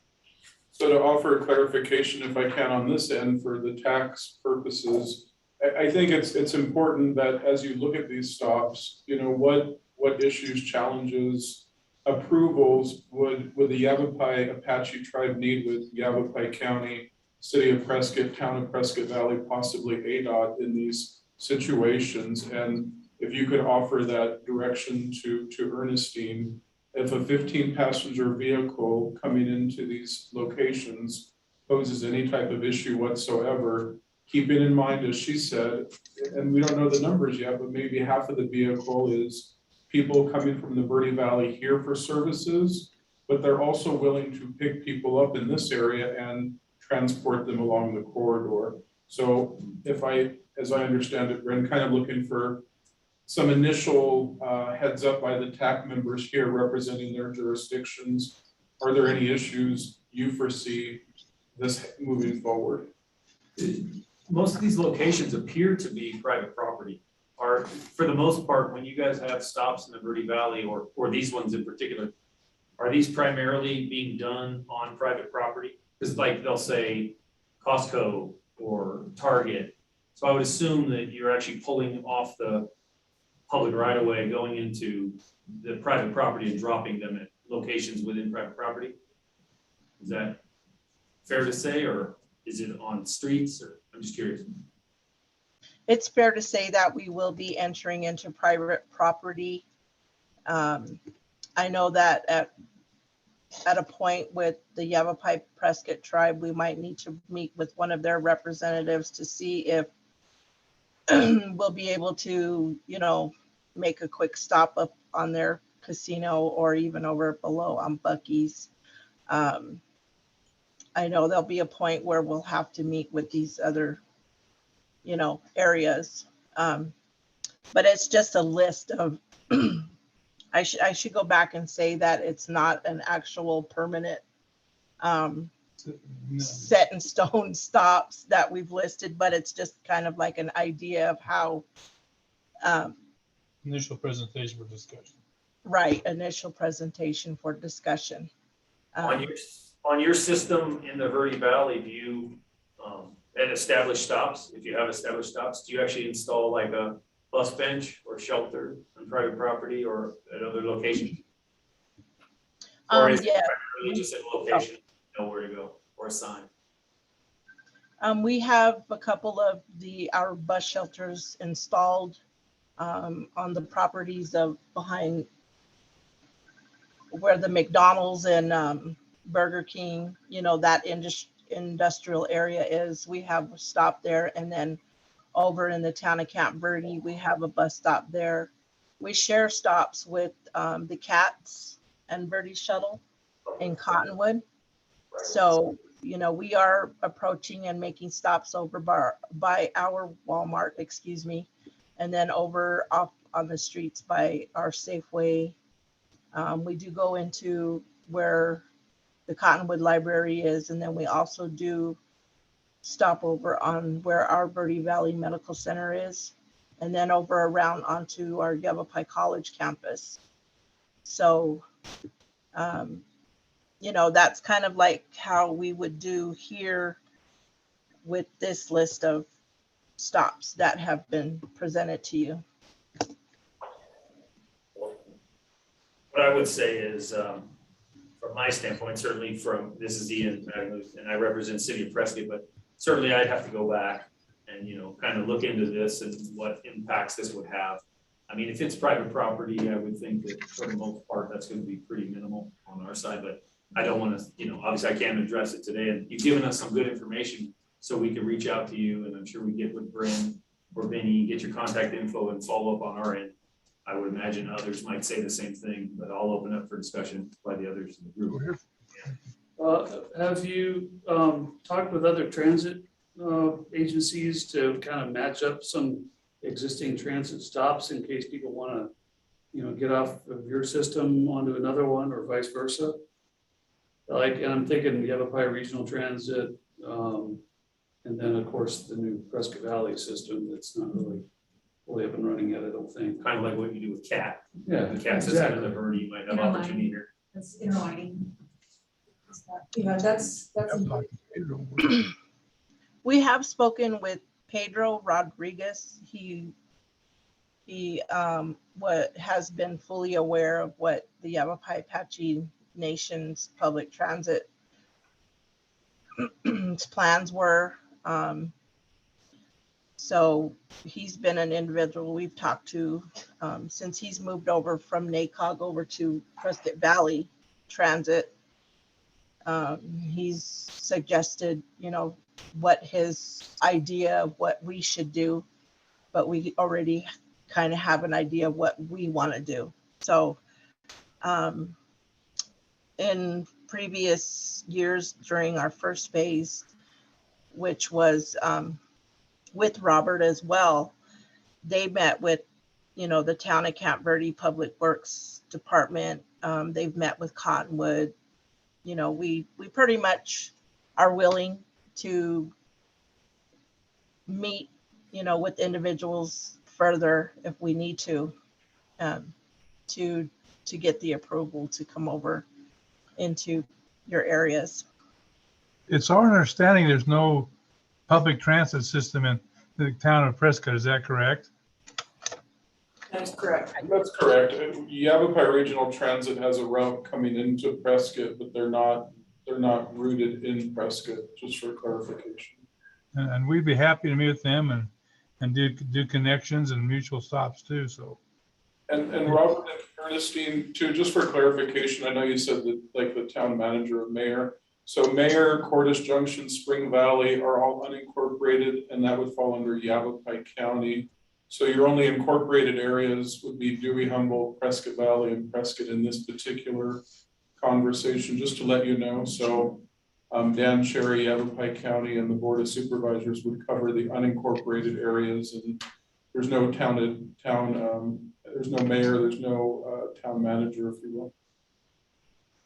And we work with the county when we expanded from Clarkdale into Camp Verde. We work with the county because we made stops on county property, and we expanded out to the Rimrock area and Beaver Creek. That was all county. We worked with the county public works there and established the stops and did that. So we worked with the county quite extensively as we set up the routes here in the Verde Valley. Just FYI, this all came about because when we started doing the transit around 2010, we'd go to these transit meetings and everyone say there's no public transit between the Verde Valley and Prescott. And we heard that over and over again. So we get this opportunity. So we thought we'd take the lead on this and try to establish some public transit between the Verde Valley and Prescott so we could get that flow of people going back and forth. So we're just trying to make this work for the Yavapai County. We appreciate that. I guess generally speaking, from CYMPO standpoint, we're in support of always this partnership and more. But I do defer to Yavapai County, Prescott, and Prescott Valley, both on, again, the legalities of right-of-way and stops, whether it's private or public, and then also the politics. If the council and respective board needs a presentation on this service, then we look to the representatives in this room if that helps the discussion, because again, these vehicles will be in the community, and I'm sure the board members that you serve or council people will be asking questions about the Yavapai Apache Transit providing service in this area. So, Mr. Chair, yeah. Just a quick question to the jurisdictional representatives. Does anybody see a location on this list that presents a problem just on its face? I wasn't sure what was intended by the new Yavapai County facility. Oh, that is The Yavapai County facility is, we do business with the gentleman from here, the Yavapai County Jail. Off of Detention 260 center. off of 260. And he was informing me that they had just built a new facility over going towards the second Dignity Health Regional Hospital. And so he basically gave us you know, the stops where we could stop at there. That's why I kind of mentioned that, you know, we do business with them, and they're, I don't want to call them clients, but they're inmates, you know, that need to go to court and things like that, you know. So that's why that list is there, that name, Yavapai County Facility. Yeah, that's the criminal justice facility is what the county's been calling it, and over there off of Prescott Lakes Parkway. That sounds like a good location, and they're not open yet, but hopefully somewhere around the first of the new calendar year, I think we're hoping that'll be closer to operation. Okay. I also want to add, when we initially set this up, we went through Clarkdale, Cottonwood, and county, and we got intergovernmental agreements with each of those jurisdictions, and we'll do the same thing here. Any jurisdiction we go through, we'll present and have approved by both parties intergovernmental agreements that covers the liability and the stops and who's responsible for what. That's all part of the plan when we get down to that part of it. So we are aware of that, and we will produce intergovernmental agreements between us and the jurisdictions we travel through. Thank you, Robert. That's helpful. Yeah, from Prescott's standpoint, I don't see any issue with these locations. Yeah. And Vinny, I guess y'all have contact information of Ron still running YRT or something to coordinate with them. Yeah, we got there. Coordinate stops, same size buses, so it should be easy just to co-locate the stops. The only other thing, this is Lindsay Post, because I started this before Bren got here. The only other thing to consider is to connect with the mobility manager at the VA campus. He's a part of our local coordination committee, so it's easy to get in touch with him. But there is a process that you'll want to go to register your entry into their campus. So Britt and I will help you connect with him. Okay, that sounds great. Thank you. Yeah, any other comments? I mean, I think as long as we're all sharing our contact information, you generally heard that the stops look relatively good. And if we just work through those processes, I think everything will be good. So no other discussion. Thank you, though. Any other questions on the general transit mobility management update? Thank you. Thank you. Thank you. Thanks, everyone, for your time.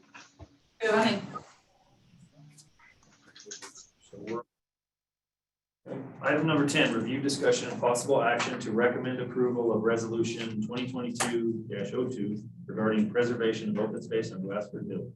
Lindsay. Thank you. As Allison pulls this up, I shut my computer because I realized it was dying, so I saved the battery in case I need it. So what you'll see on the screen came as a result of just doing a little bit of research on my own, but mostly with interacting with our EMAC, so the Ecosystem Mitigation and Connectivity Advisory Group. I believe that I've captured a very diverse range of reasons why this resolution is recommended for approval. I've included some local information such as how much revenue has been generated for our economy attributed to open space preservation. So that's that last whereas. And so I've also tried to include some, you know, you'll see the EPA smart growth and open space. So some statistics that help us champion this effort. And then as well as some facts about what open spaces do for us. I believe when I read this list, I feel like I've captured a very wide range and a diverse set of reasons. But I do wanted to offer this, I did want to offer this to you all to read as well, to see if there's any other strong reason for this, to add to this resolution that could bolster our chances of having this approved. And I'm sure it will be, but I just wonder if there's anything I've missed here that you all as, and your expertise think could help. Lindsay, to clarify, is this to offer official support of CYMPO to the purchase? That's the purpose. Yes, that's the From purpose. the EMAC. From EMAX. Yes. Yeah. This is, yeah, thanks for clarifying. That's for the IGA between Prescott, town of Prescott Valley and Yavapai County for the purchase of that state land. But yeah, for clarification, I mean, it started in EMAC, but ultimately it's for CYMPO's Executive board to approve. Yeah. Yeah, so, yeah, as a whole, supporting what's happening. So this is not related to the new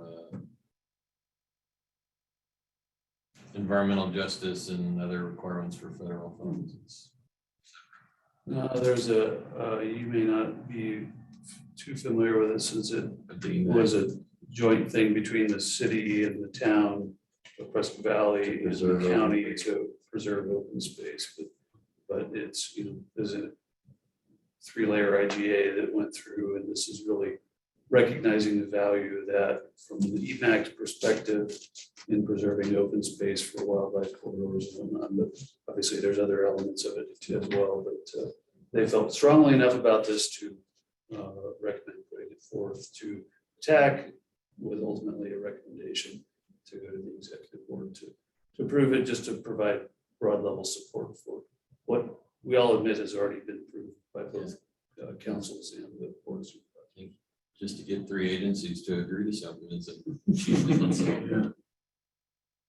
So to that end, any comments regarding, what's been included, as Lindsay said? I mean, I read it, I don't have any additions. Personally. Looks good, it's got a lot of good stuff in it. Any comments online? If not, this is an action. I will vote to approve this. No one has any comments. Entertain a motion.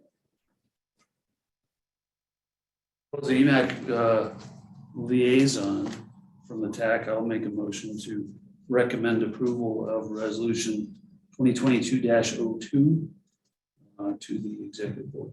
We have a motion, second. We have a motion and a second. All those in favor, please indicate by saying aye. Aye. Aye. All those opposed? Hearing none, it's approved unanimously by members present.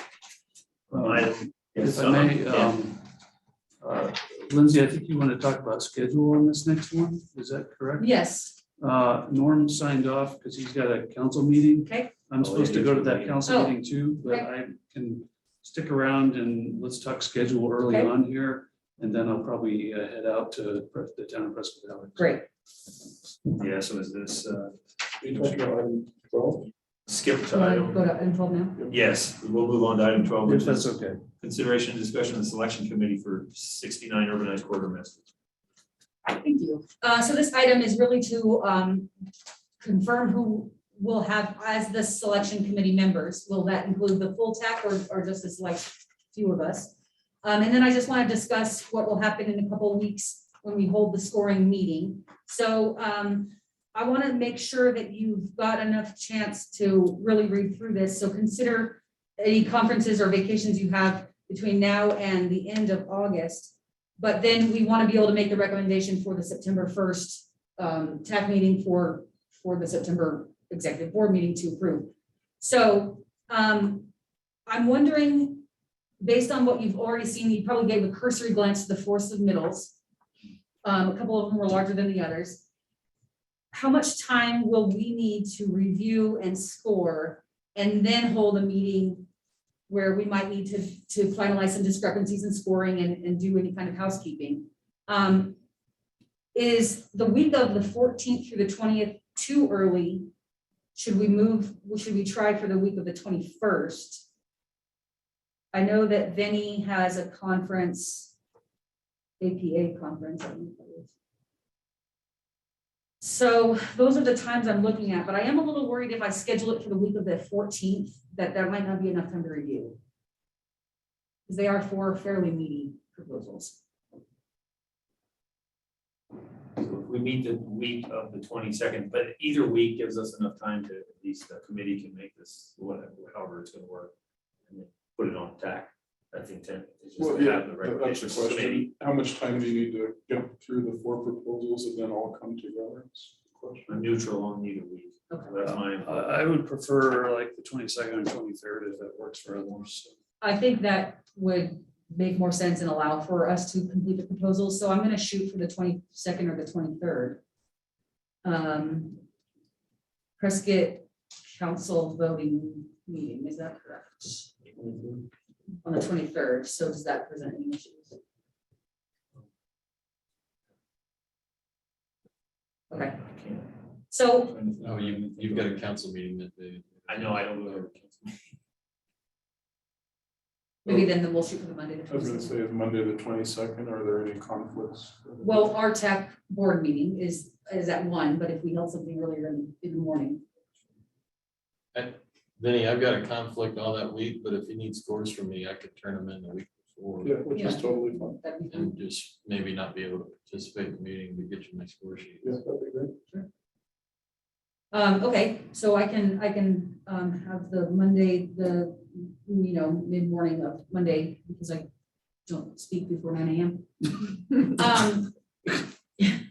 So to that end, what do we all think as a group? Should this be scored by the TAC altogether?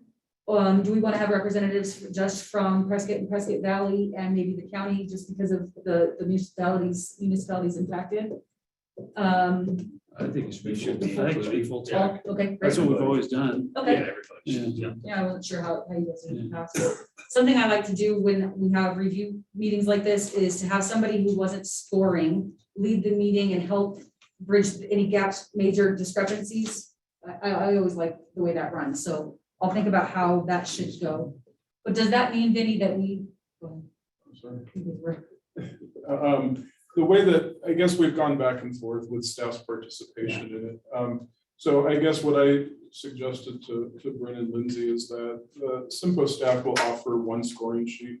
We'll talk about it internally. We'll come up with a consensus, and CYMPO staff will get one of the scores.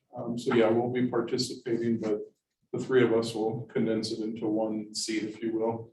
And then as we've done historically, whoever on the TAC's available to participate. As Frank said, you can do your score ahead of time and submit it, that's fine. That was my question too. All right. So, sorry, thanks for moving that around.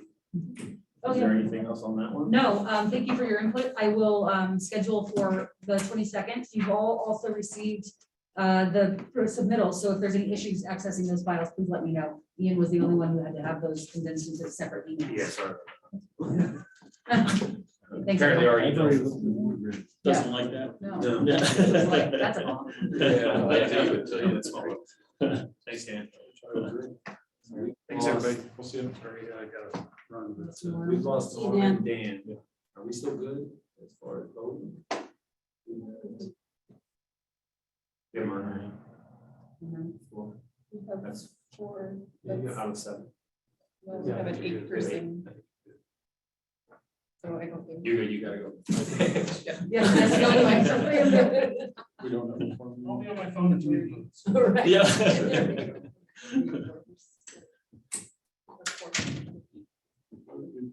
Tell Ben, we need to get him on the phone on the card. Yeah, he just said that. He said we can call him if he needs to. Okay.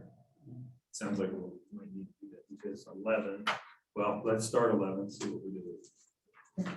So item number 11 is review, discussion, and possible action to recommend approval of the fiscal year 2023 Title VI Plan, Public Involvement Plan, and Limited English Proficiency Plan. I could maybe interrupt and ask, Vinny, is there any remaining items on the agenda that you just absolutely need today before the meeting, or Yeah, we need. all of them? I think it's all of them. Okay. Yeah, this is Allison's item. I'm just trying to think of a way to help Dan out because he's driving. Alderman came on speaker. Yeah. Yeah, I think that's. the way we're gonna do it. So they can answer the phone, that's what they'll answer. Yeah.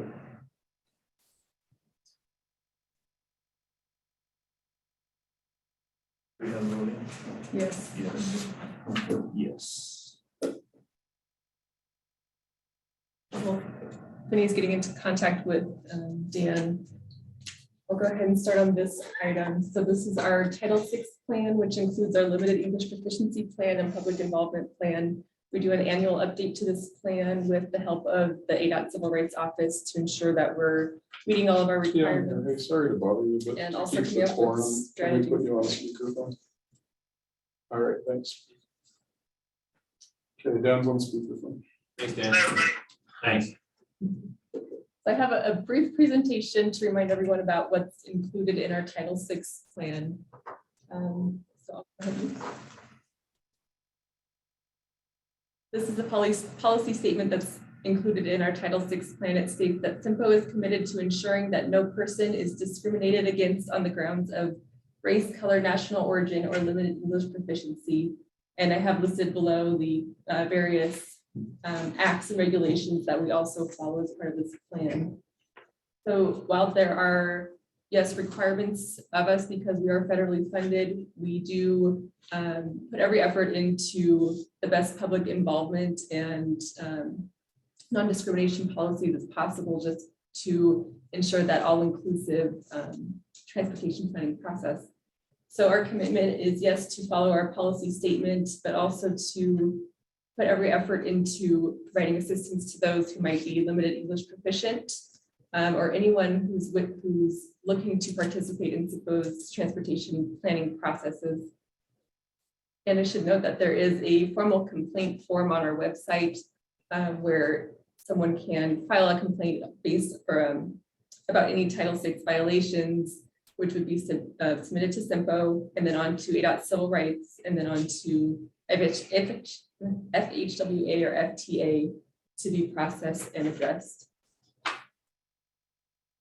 Also included in the plan is environmental justice, which states that each federal agency shall make achieving environmental justice part of its mission by identifying and addressing as appropriate disproportionately high adverse human health or environmental effects of its programs, policies, and activities on minority populations and low-income populations. So in other words, CYMPO will make every effort to ensure that our transportation investments don't disproportionately burden any populations in our boundary. And also we will make every effort to accommodate anyone wishing to participate in our public meetings and transportation planning process. Limited English proficiency is another piece of our plan. It describes individuals who speak English less than very well. In the CYMPO boundary, 3.6% of the population is considered limited English proficient. So again, we will make every effort to accommodate anyone with limited English proficiency to participate in our transportation planning by providing interpreters or translating documents within reasonable request. Involvement is a large piece of our plan. I'll go ahead and read this. It provides opportunity for the public to be involved in all phases of the planning process by providing complete information, timely public notice, opportunities for making comments, full access to key decisions, and early and continuing involvement in developing transportation plans and programs. So there are a lot of goals in mind behind public involvement, but a couple key ones I've noted here are really working with the public and creating a shared sense of ownership and responsibility to address the transportation related problems and to create a shared sense of pride in the development of the solutions to those problems.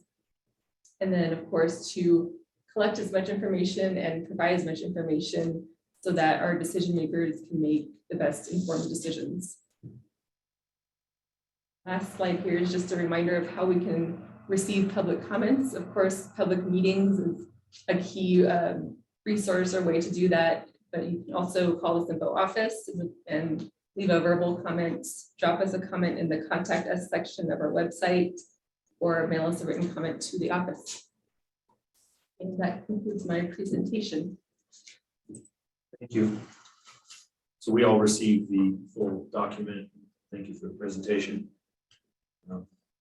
If there is discussion, we can have it now. Otherwise, we can entertain a motion. If there's no changes to documents presented. Mr. Chair, without If there's no discussion, I'll make a motion to recommend the executive board approve CYMPO FY23 Title VI plan, including the limited English proficiency plan and public involvement plan. We have a Second. Yep. Motion and a second. So all those in favor, please indicate by saying aye. Aye. Aye. Okay. Sounds like we have a unanimous, because there's only 4. So that, thank you. Now let's move on to item 13, which is review, discussion, and possible action to recommend approval to amend the fiscal year 22-23 Unified Planning Work Program. Any or Allison? Allison. Ag. Actually, I thought it was me. I think it is Brent, actually. I'm scot-free here. I can't remember. It was I'll jump into it while Allison's getting organized over there. How's that? So with the launch of Yavaline, it was requested by Pedro Rodriguez, the Transit Development Coordinator for the town of Prescott Valley, to ask or to add a task to our work program, our Unified Planning Work Program that incorporates the aspects of transit planning that will happen by the town.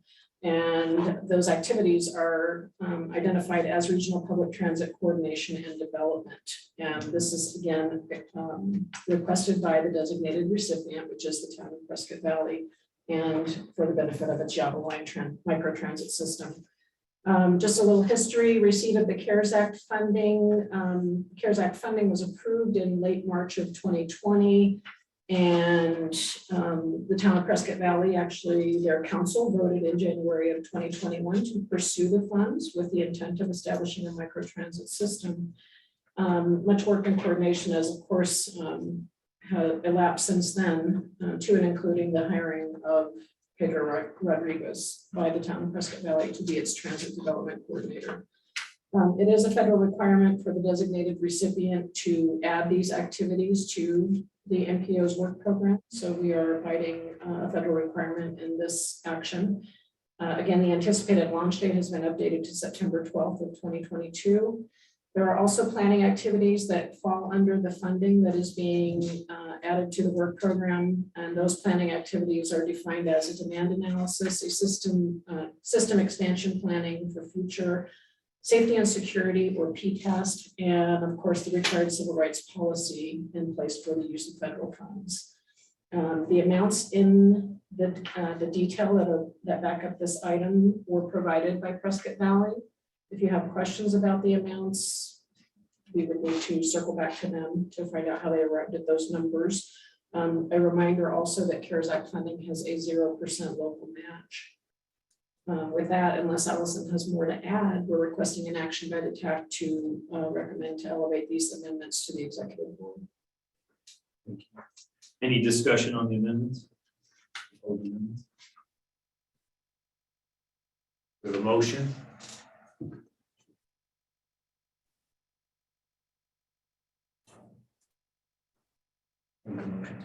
I'll make a motion. Motion to recommend the executive board approve amending the fiscal year 22-23 CYMPO Unified Planning Work Program as presented. Second. We have a motion and a second. All those in favor, please indicate by saying aye. Aye. Aye. Thank you, Dan. With no opposed, that passes unanimously by those in attendance. 14, item 14 is review, discussion, and possible action to recommend approval to amend the fiscal year 22-20 through 26 Metropolitan Transportation Improvement Program MTIP. That one is, I'm going to go to the official word and say that it was assigned to Allison. I don't know. Good call, Ian. I was looking at Allison. I can't remember if this was mine or hers or both, but go for it, Allison. So we basically discussed this earlier in the meeting, but the two highlighted projects here are our TAC, the state legislated funding projects awarded through our TAC. sorry, 89A eastbound on ramps, and then the 69-169 roundabout. We have that one almost complete, just need to verify some figures with ADOT on their contribution to the roundabout project. And then this next page is from our transit section of the TIP. And this is basically mirroring what was presented in the work program for the Yavaline services. Again, a federal requirement for Yavaline that this be included in the MPO's TIP. So we have that noted here. And then for previous discussion, we have our noted projects, potential future projects for the next round of legislative funding. Perhaps we can rank these now that definitive ranking. Yeah, I think it's, yeah, like direction, they're in order. Yeah, they're in order. They are. Those are the changes. Any discussion over these amendments? Housekeeping. Too much. Okay. Without discussion, no discussion. So all those in favor, please indicate by saying. Oh, yeah, of course. There's no motion. I'll make the motion to recommend the executive board approve amending the FY 22 through 26 CYMPO Metropolitan Transportation Improvement Program MTIP as presented. Thank you. Second. We have a motion and a second. So now we can vote. All those in favor, please indicate by saying aye. Aye. Aye. Mr. Dan, I vote aye. None opposed. Passes unanimously. Thank you. Thank you, Dan. Mr. Chair, too. Dan, that's the last action item, so if you want to disconnect, there's no other action items. You're welcome to stay, but just to let you know, we don't need a quorum anymore at this point.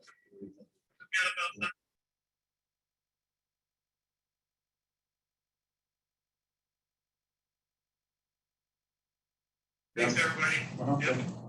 Thank you. All right, item 15, federal and state updates. First up is ADOT LPA. Mark, are you there? Good afternoon, Mr. Chairman. I hope you're all doing well and holding on for this meeting. I'll try to be brief. I don't have a whole lot to add today other than a couple of brief announcements. One is a memorandum was sent to you to the CYMPO planning organization, Vinny and Allison, with regards to our traffic safety section, looking to get a response on the 705 standard specification, which I believe deals with preformed type 1 tape and comparing thermoplastic to type 1 tape. They were wanting to solicit information from local agencies on those two products. And the second question was which one lasts longer in your minds? I guess they're trying to develop some sort of warranty for the thermoplastic. And again, that was just outreach to get some feedback from local agencies. So I hope your TAC members have received that and can respond to our traffic safety section, and they can make an update there. Second item is the HSIP applications. I do know I completed my review of the quote 44 local HSIP applications. I completed that review last Friday, gave comments over to the traffic safety section. I know CYMPO had 3 applications, so hopefully you'll be receiving those comments from Larry Talley or Mona if you have not received them already.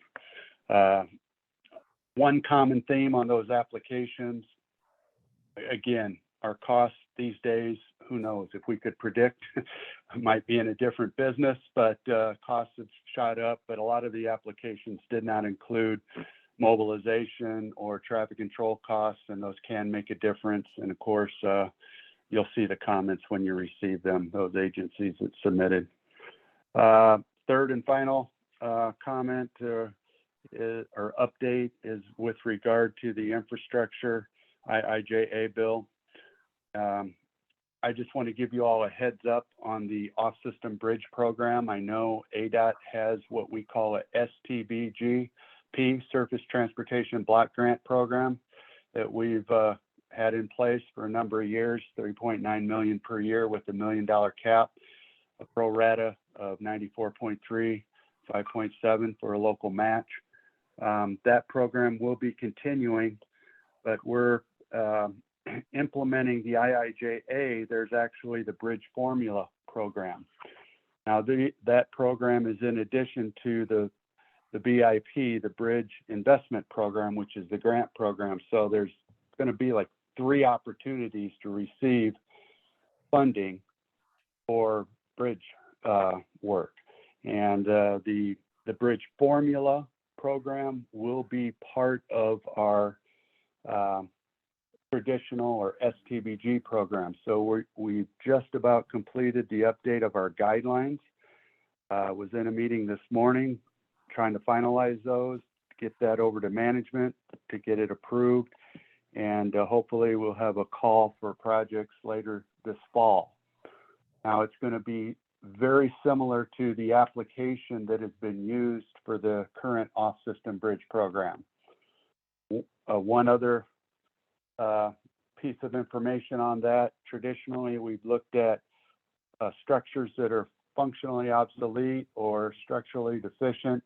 That terminology is going away and being replaced with bridge structures that are in poor condition, fair condition, and good condition. And the fourth type of structure that would qualify would be weight restricted. So these are the few edits that we've made to the off-system bridge application. I say all this just to give you a heads up on some of the changes and how we're combining the Bridge Formula program with the STBG, because the Bridge Formula program will be roughly $7 million per year. That's a rounded number. And that will be 100% paid for with the federal dollars. So there is not a local match. So we anticipate there'll be a large, folks will be interested in that funding. And so anyway, we've been, I say that again to close, that if you are thinking about putting in for this funding, going after it, I would highly recommend you use our current off-system bridge application and start doing the homework now, because to qualify for the IIJA Bridge Formula, you will need a scoping document or a 15% design. And you can pretty much follow those questions on that application and be ahead of the game when the call comes out. So I appreciate the opportunity to share that with you and to participate. If you have any questions, I'd be happy to answer them. Thank you. Thanks, Mark. Any questions? Thanks for being patient to get to that. Thanks, Mark. Next is ADOT Northwest District Office Report. Andy. Okay, update on the broadband. Pretty much all of our trenching and conduit is complete. They're installing pole boxes over in the Verde Valley right now. We should be getting another shipment of the fiber in next week. And they're doing seeding and fog sealing on the shoulders.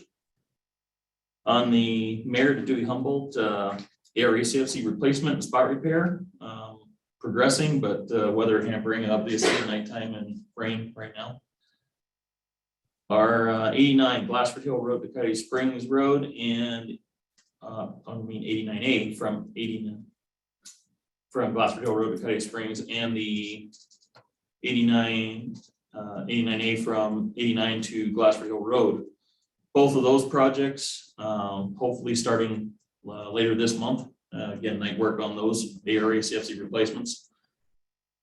Our I-17 Sunset Point Rest Area project, after a call from the governor's office, we were basically told to postpone the closure of the rest area till after the Labor Day weekend, after September 6th, and also install a temporary rest area at Badger Springs. So we're working on that right now.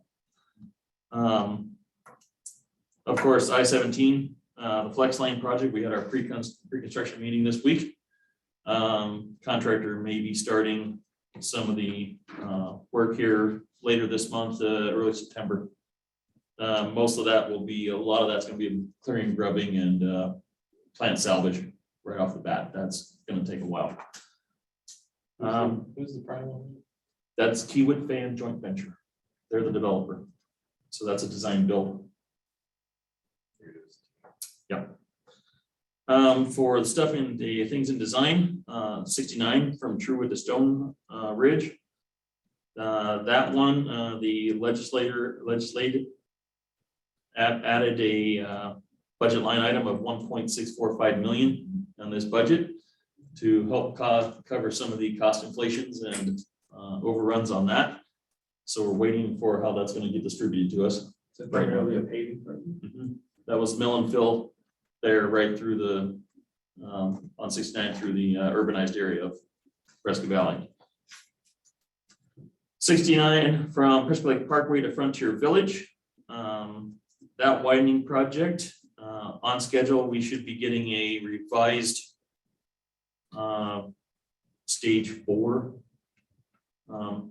plans for review here coming up shortly, and then still on track, it looks like, to advertise hopefully by the end of this year for that one. The I-17 at 169 TI underpass deck replacement, still on track for a second quarter fiscal year 23 bid advertisement. 169 milepost about 3 to 15, which is basically all the way to I-17. Centerline rumble strips, third quarter fiscal year 23 advertisement for that project. The 69 at 169 roundabout, basically one of our district minor projects.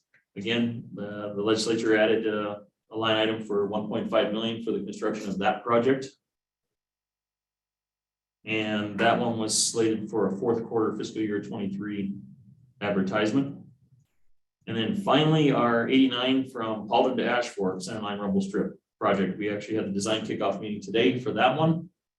And fiscal year 20, fourth quarter fiscal year 23 looks like May of 23 to advertise that project. That's what I have. Thank you. Any discussion? And ADOT Multimodal Planning Division, Myrna. Hello. So I just have super quickly a couple of items here. So ADOT P2P for the 24 to 28 cycle is already started. Scoring and is being reviewed and finalized. All the district workshops have been scheduled, with the Northwest region scheduled for September 6th. The SMART Fund we've already discussed, so I won't go into that anymore.